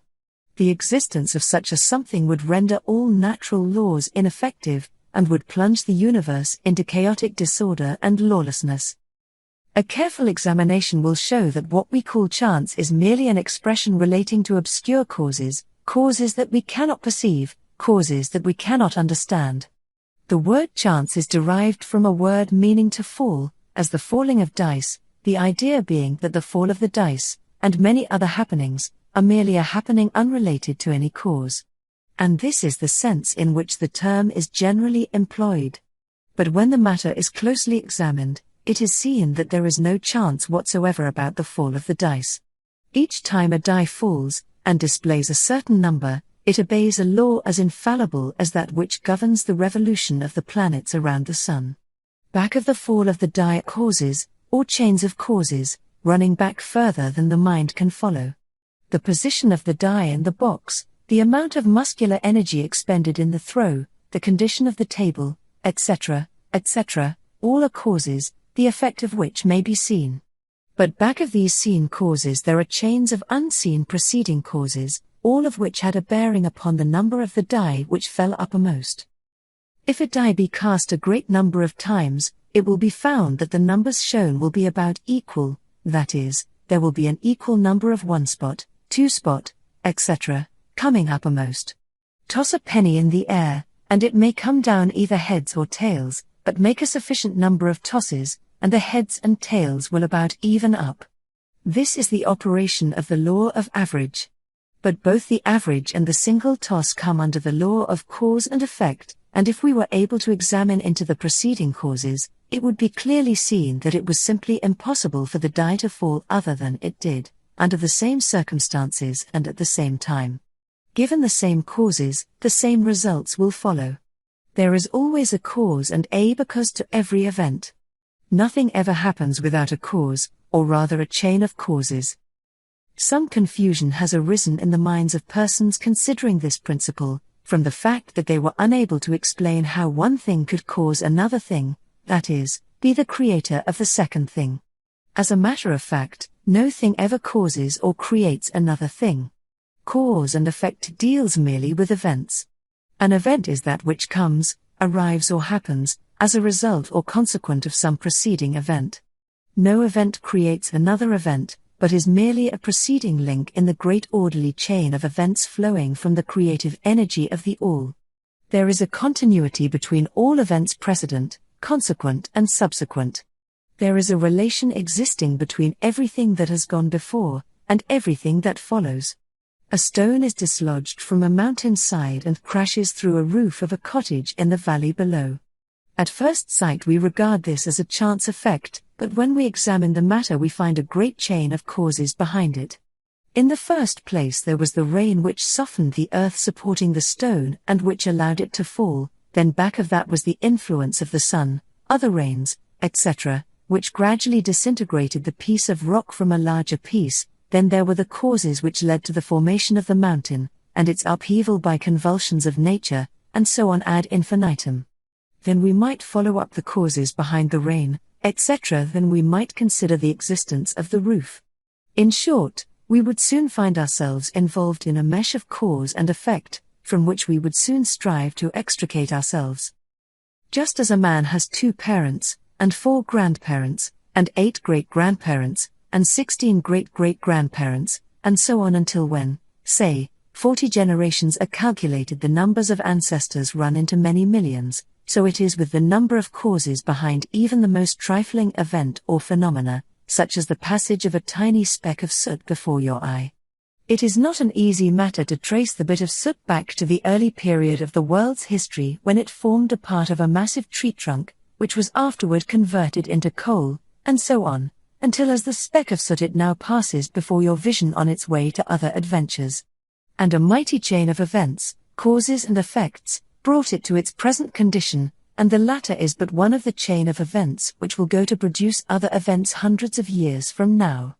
One of the series of events arising from the tiny bit of soot was the writing of these lines, which caused the typesetter to perform certain work, the proofreader to do likewise, and which will arouse certain thoughts in your mind, and that of others, which in turn will affect others, and so on, and on, and on, beyond the ability of man to think further, and all from the passage of a tiny bit of soot, all of which shows the relativity and association of things, and the further fact that there is no great, there is no small, in the mind that causeth all. Stop to think a moment. If a certain man had not met a certain maid, away back in the dim period of the Stone Age, you who are now reading these lines would not now be here. And if, perhaps, the same couple had failed to meet, we who now write these lines would not now be here. And the very act of writing, on our part, and the act of reading, on yours, will affect not only the respective lives of yourself and ourselves, but will also have a direct, or indirect, effect upon many other people now living and who will live in the ages to come. Every thought we think, every act we perform, has its direct and indirect results which fit into the great chain of cause and effect. We do not wish to enter into a consideration of free will, or determinism, in this work, for various reasons. Among the many reasons, is the principal one that neither side of the controversy is entirely right. In fact, both sides are partially right, according to the Hermetic teachings. The principle of polarity shows that both are but half-truths, the opposing poles of truth. The teachings are that a man may be both free and yet bound by necessity, depending upon the meaning of the terms, and the height of truth from which the matter is examined. The ancient writers express the matter thus: the further the creation is from the center, the more it is bound; the nearer the center it reaches, the nearer free is it. The majority of people are more or less the slaves of heredity, environment, etc., and manifest very little freedom. They are swayed by the opinions, customs and thoughts of the outside world, and also by their emotions, feelings, moods, etc. They manifest no mastery, worthy of the name. They indignantly repudiate this assertion, saying, "Why, I certainly am free to act and do as I please, I do just what I want to do," but they fail to explain whence arise the want to and as I please. What makes them want to do one thing in preference to another? What makes them please to do this, and not do that? Is there no because to their pleasing and wanting? The master can change these pleases and wants into others at the opposite end of the mental pole. He is able to will, instead of to will because some feeling, mood, emotion, or environmental suggestion arouses a tendency or desire within him so to do. The majority of people are carried along like the falling stone, obedient to environment, outside influences and internal moods, desires, etc., not to speak of the desires and wills of others stronger than themselves, heredity, environment, and suggestion, carrying them along without resistance on their part, or the exercise of the will. Moved like the pawns on the checkerboard of life, they play their parts and are laid aside after the game is over. But the masters, knowing the rules of the game, rise above the plane of material life, and placing themselves in touch with the higher powers of their nature, dominate their own moods, characters, qualities, and polarity, as well as the environment surrounding them, and thus become movers in the game, instead of pawns, causes instead of effects. The masters do not escape the causation of the higher planes, but fall in with the higher laws, and thus master circumstances on the lower plane. They thus form a conscious part of the law, instead of being mere blind instruments. While they serve on the higher planes, they rule on the material plane. But, on higher and on lower, the law is always in operation. There is no such things as chance. The blind goddess has been abolished by reason. We are able to see now, with eyes made clear by knowledge, that everything is governed by universal law, that the infinite number of laws are but manifestations of the one great law, the law which is the All. It is true indeed that not a sparrow drops unnoticed by the mind of the All, that even the hairs on our head are numbered, as the scriptures have said. There is nothing outside of law, nothing that happens contrary to it.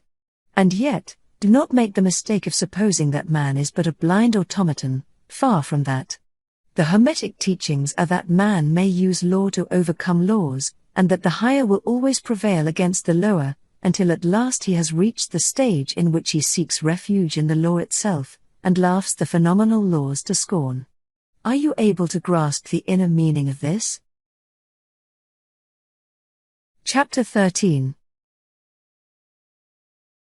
Gender. Gender is in everything. Everything has its masculine and feminine principles. Gender manifests on all planes. The Kybalion. The great seventh Hermetic principle, the principle of gender, embodies the truth that there is gender manifested in everything, that the masculine and feminine principles are ever present and active in all phases of phenomena, on each and every plane of life. At this point we think it well to call your attention to the fact that gender, in its Hermetic sense, and sex in the ordinarily accepted use of the term, are not the same. The word gender is derived from the Latin root meaning to beget, to procreate, to generate, to create, to produce. A moment's consideration will show you that the word has a much broader and more general meaning than the term sex, the latter referring to the physical distinctions between male and female living things. Sex is merely a manifestation of gender on a certain plane of the great physical plane, the plane of organic life.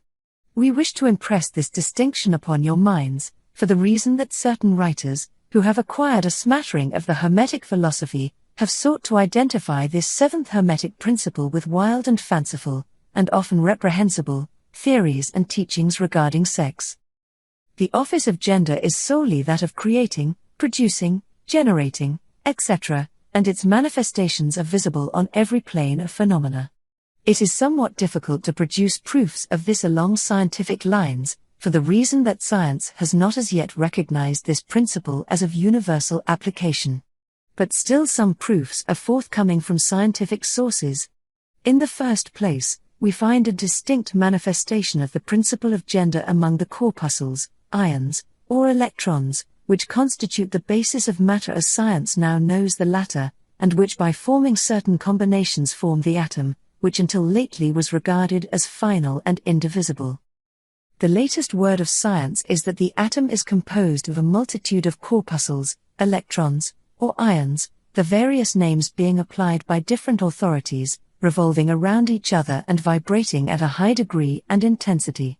But the accompanying statement is made that the formation of the atom is really due to the clustering of negative corpuscles around a positive one, the positive corpuscles seeming to exert a certain influence upon the negative corpuscles, causing the latter to assume certain combinations and thus create or generate an atom.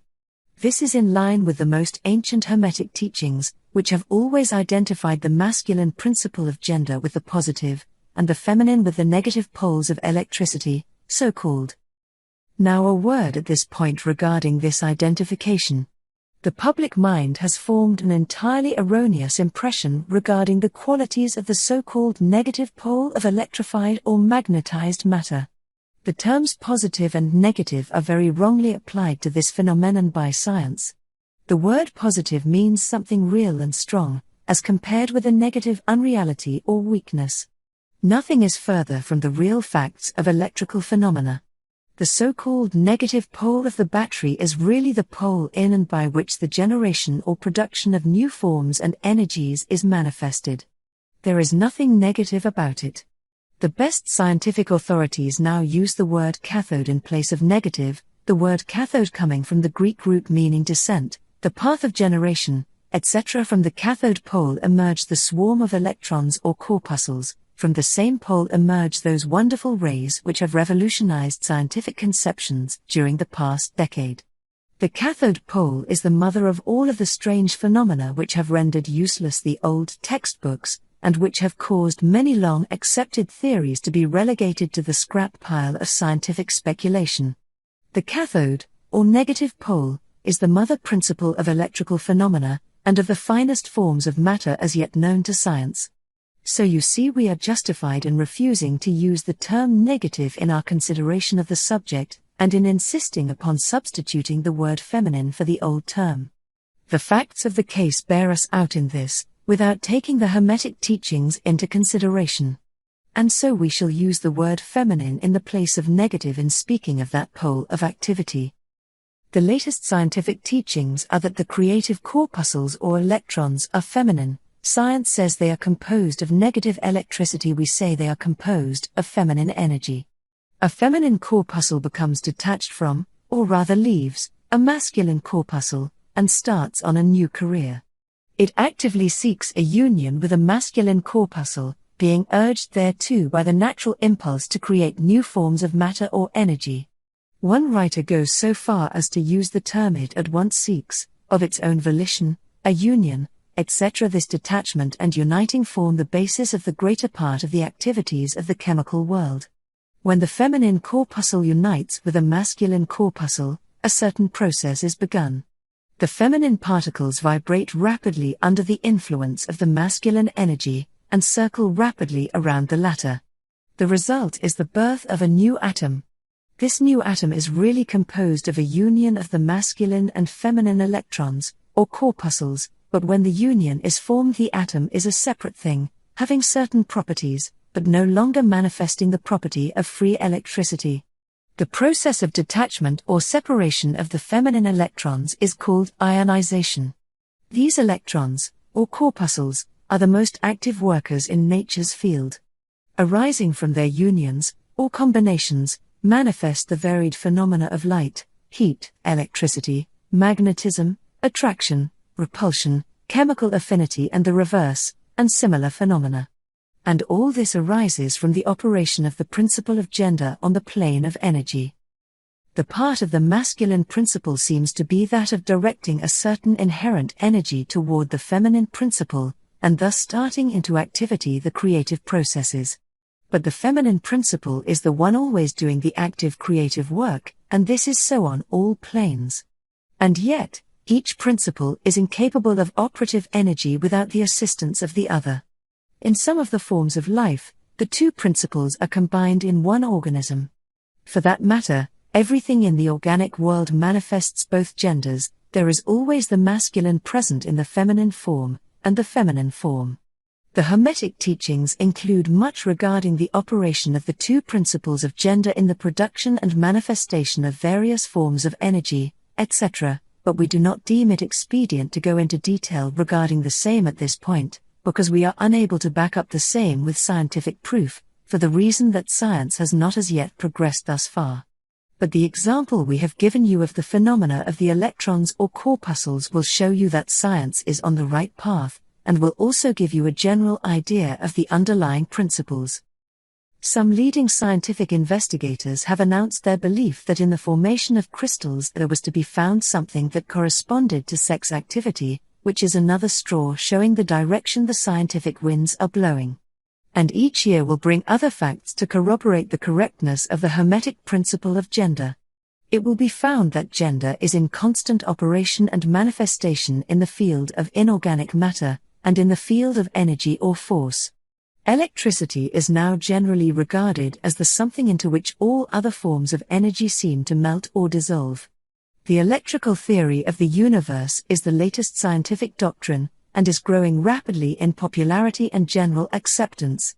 And it thus follows that if we are able to discover in the phenomena of electricity, even at the very root and source of its manifestations, a clear and unmistakable evidence of the presence of gender and its activities, we are justified in asking you to believe that science at last has offered proofs of the existence in all universal phenomena of that great Hermetic principle, the principle of gender. It is not necessary to take up your time with the well-known phenomena of the attraction and repulsion of the atoms, chemical affinity, the loves and hates of the atomic particles, the attraction or cohesion between the molecules of matter. These facts are too well known to need extended comment from us. But, have you ever considered that all of these things are manifestations of the gender principle? Can you not see that the phenomena is on all fours with that of the corpuscles or electrons? And more than this, can you not see the reasonableness of the Hermetic teachings which assert that the very law of gravitation, that strange attraction by reason of which all particles and bodies of matter in the universe tend toward each other, is but another manifestation of the principle of gender, which operates in the direction of attracting the masculine to the feminine energies, and vice versa? We cannot offer you scientific proof of this at this time, but examine the phenomena in the light of the Hermetic teachings on the subject, and see if you have not a better working hypothesis than any offered by physical science. Submit all physical phenomena to the test, and you will discern the principle of gender ever in evidence. Let us now pass on to a consideration of the operation of the principle on the mental plane. Many interesting features are there awaiting examination. Chapter 14. Mental gender. Students of psychology who have followed the modern trend of thought along the lines of mental phenomena are struck by the persistence of the dual mind idea which has manifested itself so strongly during the past 10 or 15 years, and which has given rise to a number of plausible theories regarding the nature and constitution of these two minds. The late Thomson J. Hudson attained great popularity in 1893 by advancing his well-known theory of the objective and subjective minds which he held existed in every individual. Other writers have attracted almost equal attention by the theories regarding the conscious and subconscious minds, the voluntary and involuntary minds, the active and passive minds, etc., etc. The theories of the various writers differ from each other, but there remains the underlying principle of the duality of mind. The student of the Hermetic philosophy is tempted to smile when he reads and hears of these many new theories regarding the duality of mind, each school adhering tenaciously to its own pet theories, and each claiming to have discovered the truth. The student turns back the pages of occult history, and away back in the dim beginnings of occult teachings he finds references to the ancient Hermetic doctrine of the principle of gender on the mental plane, the manifestation of mental gender. And examining further he finds that the ancient philosophy took cognizance of the phenomenon of the dual mind, and accounted for it by the theory of mental gender. This idea of mental gender may be explained in a few words to students who are familiar with the modern theories just alluded to. The masculine principle of mind corresponds to the so-called objective mind, conscious mind, voluntary mind, active mind, etc., and the feminine principle of mind corresponds to the so-called subjective mind, subconscious mind, involuntary mind, passive mind, etc. Of course, the Hermetic teachings do not agree with the many modern theories regarding the nature of the two phases of mind, nor does it admit many of the facts claimed for the two respective aspects, some of the said theories and claims being very far-fetched and incapable of standing the test of experiment and demonstration. We point to the phases of agreement merely for the purpose of helping the student to assimilate his previously acquired knowledge with the teachings of the Hermetic philosophy. Students of Hudson will notice the statement at the beginning of his second chapter of the Law of Psychic Phenomena, that the mystic jargon of the Hermetic philosophers discloses the same general idea, i.e., the duality of mind. If Dr. Hudson had taken the time and trouble to decipher a little of the mystic jargon of the Hermetic philosophy, he might have received much light upon the subject of the dual mind, but then, perhaps, his most interesting work might not have been written. Let us now consider the Hermetic teachings regarding mental gender. The Hermetic teachers impart their instruction regarding this subject by bidding their students examine the report of their consciousness regarding their self. The students are bidden to turn their attention inward upon the self-dwelling within each. Each student is led to see that his consciousness gives him first a report of the existence of his self. The report is I am. This at first seems to be the final words from the consciousness, but a little further examination discloses the fact that this I am may be separated or split into two distinct parts, or aspects, which while working in unison and in conjunction, yet, nevertheless, may be separated in consciousness. While at first there seems to be only an I existing, a more careful and closer examination reveals the fact that there exists an I and a me. These mental twins differ in their characteristics and nature, and an examination of their nature and the phenomena arising from the same will throw much light upon many of the problems of mental influence. Let us begin with a consideration of the me, which is usually mistaken for the I by the student, until he presses the inquiry a little further back into the recesses of consciousness. A man thinks of his self, in its aspect of me, as being composed of certain feelings, tastes, likes, dislikes, habits, peculiar ties, characteristics, etc., all of which go to make up his personality, or the self known to himself and others. He knows that these emotions and feelings change, are born and die away, are subject to the principle of rhythm, and the principle of polarity, which take him from one extreme of feeling to another. He also thinks of the me as being certain knowledge gathered together in his mind, and thus forming a part of himself. This is the me of a man. But we have proceeded too hastily. The me of many men may be said to consist largely of their consciousness of the body and their physical appetites, etc. Their consciousness being largely bound up with their bodily nature, they practically live there. Some men even go so far as to regard their personal apparel as a part of their me, and actually seem to consider it a part of themselves. A writer has humorously said that men consist of three parts: soul, body and clothes. These clothes-conscious people would lose their personality if divested of their clothing by savages upon the occasion of a shipwreck. But even many who are not so closely bound up with the idea of personal raiment stick closely to the consciousness of their bodies being their me. They cannot conceive of a self independent of the body. Their mind seems to them to be practically a something belonging to their body, which in many cases it is indeed. But as man rises in the scale of consciousness, he is able to disentangle his me from his idea of body, and is able to think of his body as belonging to the mental part of him. But even then he is very apt to identify the me entirely with the mental states, feelings, etc., which he feels to exist within him. He is very apt to consider these internal states as identical with himself, instead of there being simply things produced by some part of his mentality, and existing within him, of him, and in him, but still not himself. He sees that he may change these internal states of feelings by an effort of will, and that he may produce a feeling or state of an exactly opposite nature, in the same way, and yet the same me exists. And so after a while he is able to set aside these various mental states, emotions, feelings, habits, qualities, characteristics, and other personal mental belongings. He is able to set them aside in the not-me collection of curiosities and encumbrances, as well as valuable possessions. This requires much mental concentration and power of mental analysis on the part of the student. But still the task is possible for the advanced student, and even those not so far advanced are able to see, in the imagination, how the process may be performed. After this laying aside process has been performed, the student will find himself in conscious possession of a self which may be considered in its I and me dual aspects. The me will be felt to be a something mental in which thoughts, ideas, emotions, feelings, and other mental states may be produced. It may be considered as the mental womb, as the ancients styled it, capable of generating mental offspring.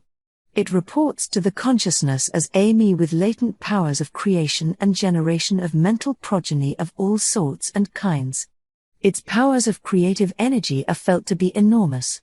But still it seems to be conscious that it must receive some form of energy from either its I companion, or else from some other I, ere it is able to bring into being its mental creations. This consciousness brings with it a realization of an enormous capacity for mental work and creative ability. But the student soon finds that this is not all that he finds within his inner consciousness. He finds that there exists a mental something which is able to will that the me act along certain creative lines, and which is also able to stand aside and witness the mental creation. This part of himself he is taught to call his I. He is able to rest in its consciousness at will. He finds there not a consciousness of an ability to generate and actively create, in the sense of the gradual process attendant upon mental operations, but rather a sense and consciousness of an ability to project an energy from the I to the me, a process of willing that the mental creation begin and proceed. He also finds that the I is able to stand aside and witness the operations of the me's mental creation and generation. There is this dual aspect in the mind of every person. The I represents the masculine principle of mental gender, the me represents the female principle. The I represents the aspect of being, the me the aspect of becoming. You will notice that the principle of correspondence operates on this plane just as it does upon the great plane upon which the creation of universes is performed. The two are similar in kind, although vastly different in degree. As above, so below, as below, so above. These aspects of mind, the masculine and feminine principles, the I and the me considered in connection with the well-known mental and psychic phenomena, give the master key to these dimly known regions of mental operation and manifestation. The principle of mental gender gives the truth underlying the whole field of the phenomena of mental influence, etc. The tendency of the feminine principle is always in the direction of receiving impressions, while the tendency of the masculine principle is always in the direction of giving out, or expressing. The feminine principle has a much more varied field of operation than has the masculine principle. The feminine principle conducts the work of generating new thoughts, concepts, ideas, including the work of the imagination. The masculine principle contents itself with the work of the will, in its varied phases. And yet without the active aid of the will of the masculine principle, the feminine principle is apt to rest content with generating mental images which are the result of impressions received from outside, instead of producing original mental creations. Persons who can give continued attention and thought to a subject actively employ both of the mental principles, the feminine in the work of active mental generation, and the masculine will in stimulating and energizing the creative portion of the mind. The majority of persons really employ the masculine principle but little, and are content to live according to the thoughts and ideas instilled into the me from the eye of other minds. But it is not our purpose to dwell upon this phase of the subject, which may be studied from any good textbook upon psychology, with the key that we have given you regarding mental gender. The student of psychic phenomena is aware of the wonderful phenomena classified under the head of telepathy, thought transference, mental influence, suggestion, hypnotism, etc. Many have sought for an explanation of these varied phases of phenomena under the theories of the various dual mind teachers. And in a measure they are right, for there is clearly a manifestation of two distinct phases of mental activity. But if such students will consider these dual minds in the light of the Hermetic teachings regarding vibrations and mental gender, they will see that the long sought for key is at hand. In the phenomena of telepathy, it is seen how the vibratory energy of the masculine principle is projected toward the feminine principle of another person, and the latter takes the seed thought and allows it to develop into maturity. In the same way suggestion and hypnotism operates.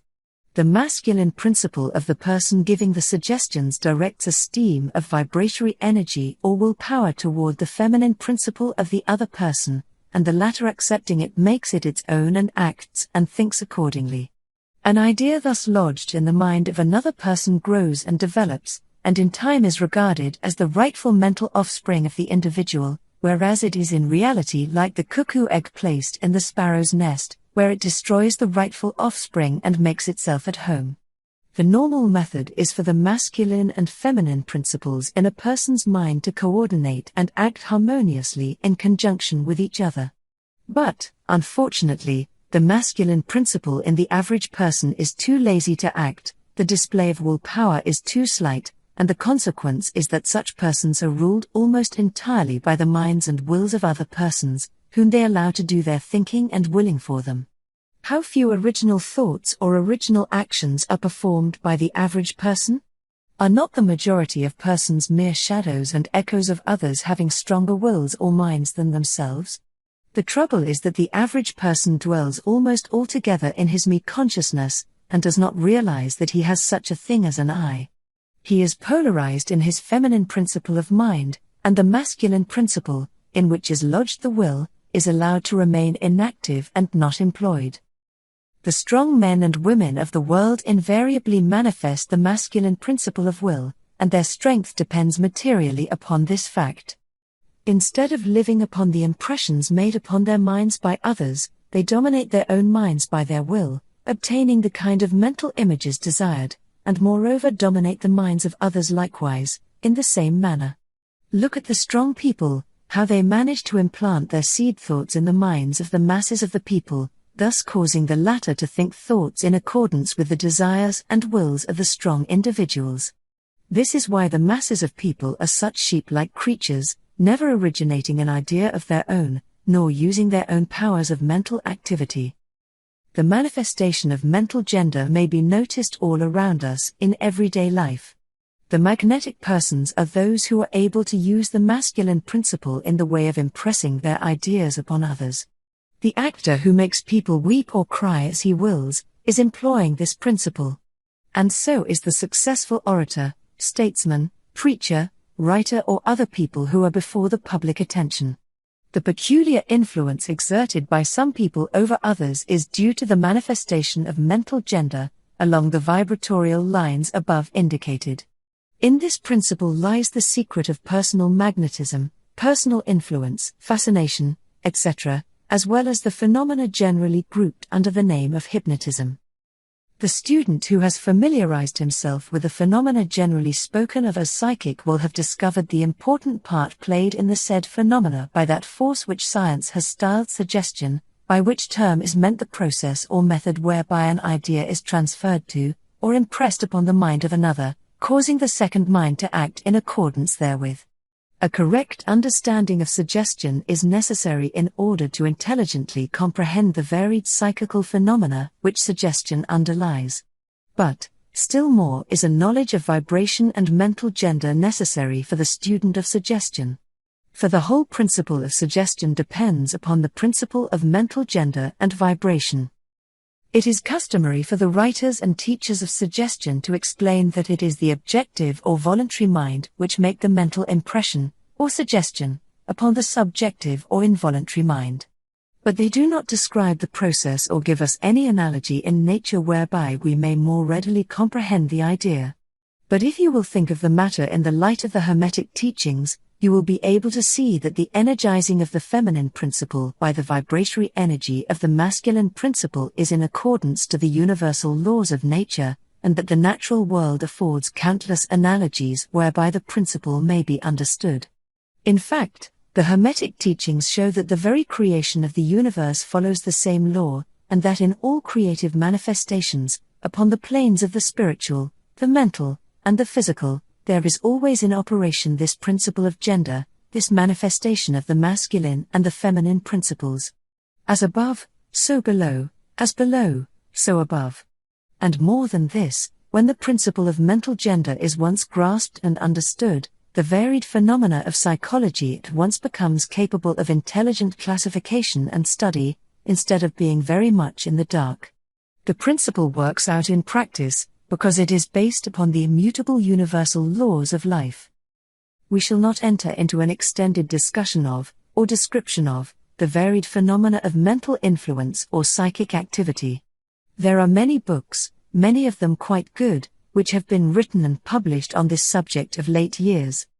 The main facts stated in these various books are correct, although the several writers have attempted to explain the phenomena by various pet theories of their own.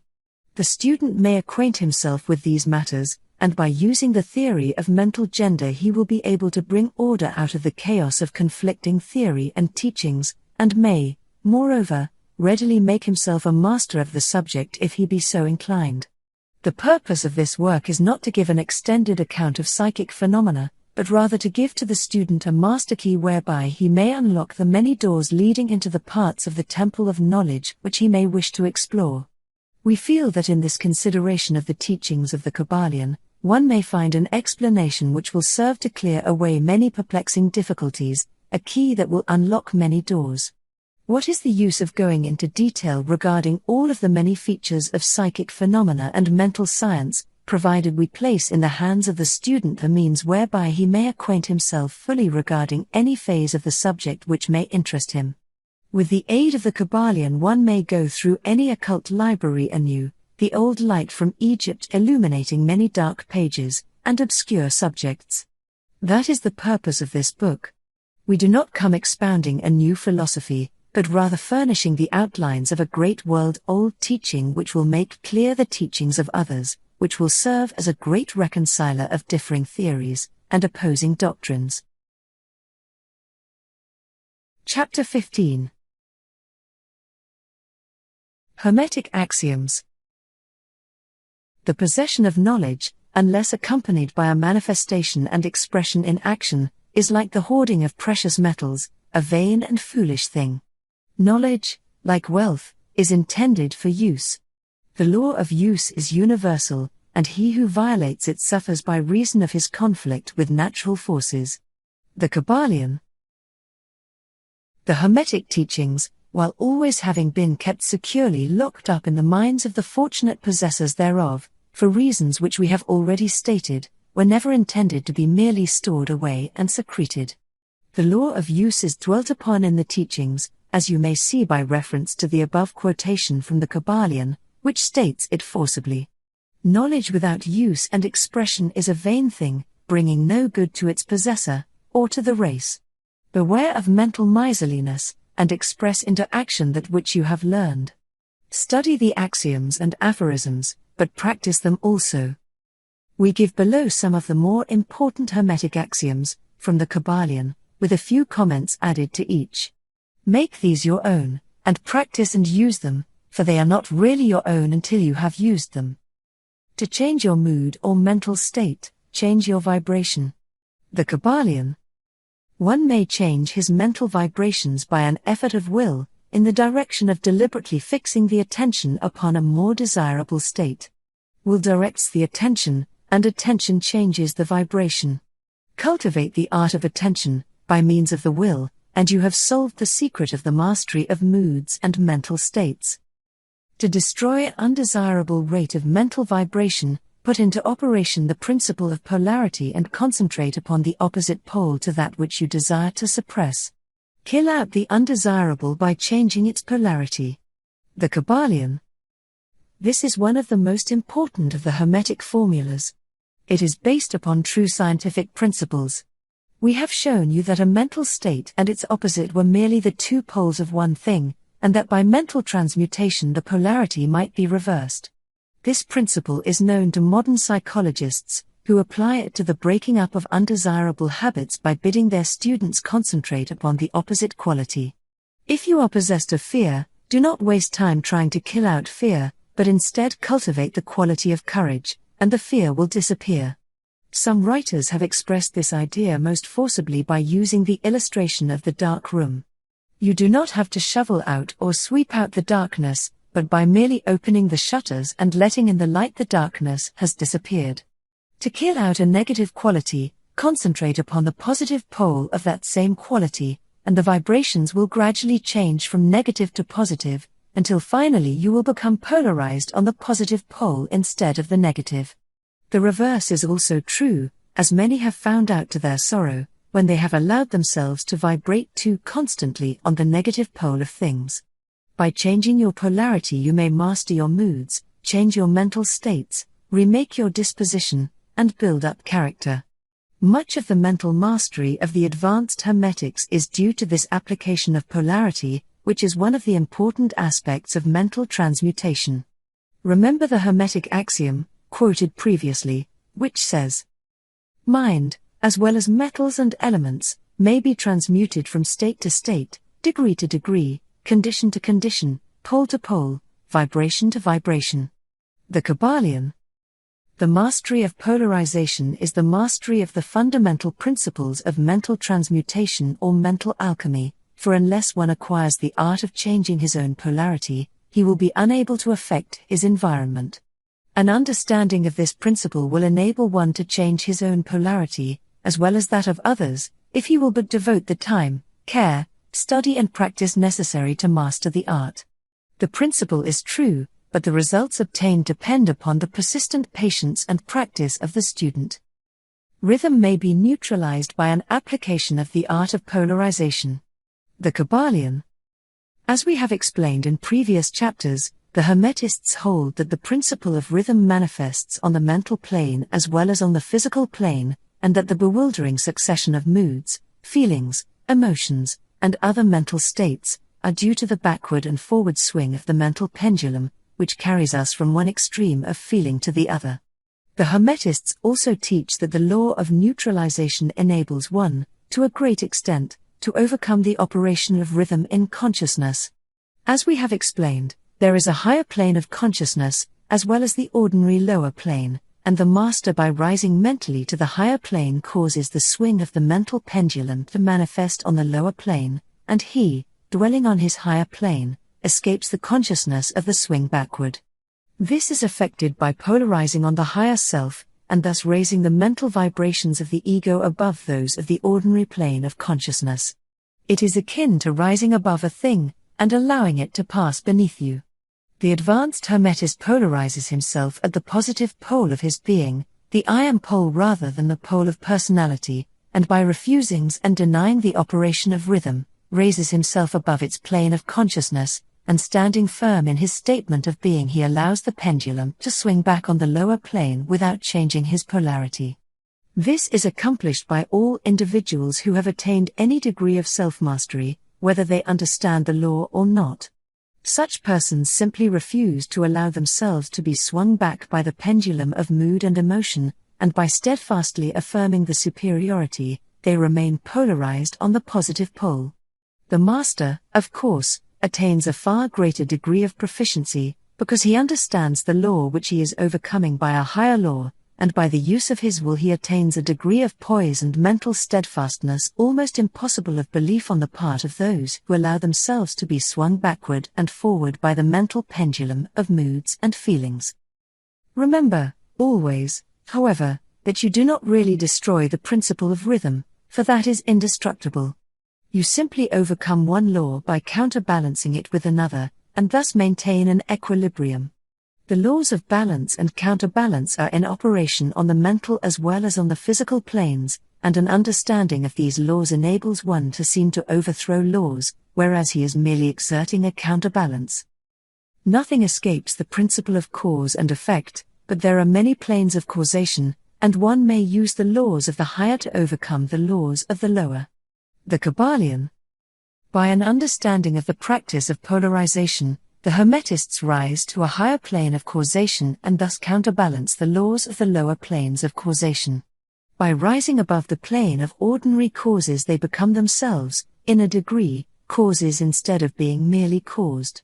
By being able to master their own moods and feelings, and by being able to neutralize rhythm, as we have already explained, they are able to escape a great part of the operations of cause and effect on the ordinary plane. The masses of people are carried along, obedient to their environment, the wills and desires of others stronger than themselves, the effects of inherited tendencies, the suggestions of those about them, and other outward causes, which tend to move them about on the chessboard of life like mere pawns. By rising above these influencing causes, the advanced Hermetists seek a higher plane of mental action, and by dominating their moods, emotions, impulses and feelings, they create for themselves new characters, qualities and powers, by which they overcome their ordinary environment, and thus become practically players instead of mere pawns. Such people help to play the game of life understandingly, instead of being moved about this way and that way by stronger influences and powers and wills. They use the principle of cause and effect, instead of being used by it. Of course, even the highest are subject to the principle as it manifests on the higher planes, but on the lower planes of activity, they are masters instead of slaves. As the Kybalion says, the wise ones serve on the higher, but rule on the lower. They obey the laws coming from above them, but on their own plane, and those below them, they rule and give orders. And, yet, in so doing, they form a part of the principle, instead of opposing it. The wise man falls in with the law, and by understanding its movements he operates it instead of being its blind slave. Just as does the skilled swimmer turn this way and that way, going and coming as he will, instead of being as the log which is carried here and there, so is the wise man as compared to the ordinary man, and yet both swimmer and log, wise man and fool, are subject to law. He who understands this is well on the road to mastery. The Kybalion. In conclusion, let us again call your attention to the Hermetic axiom. True Hermetic transmutation is a mental art. The Kybalion.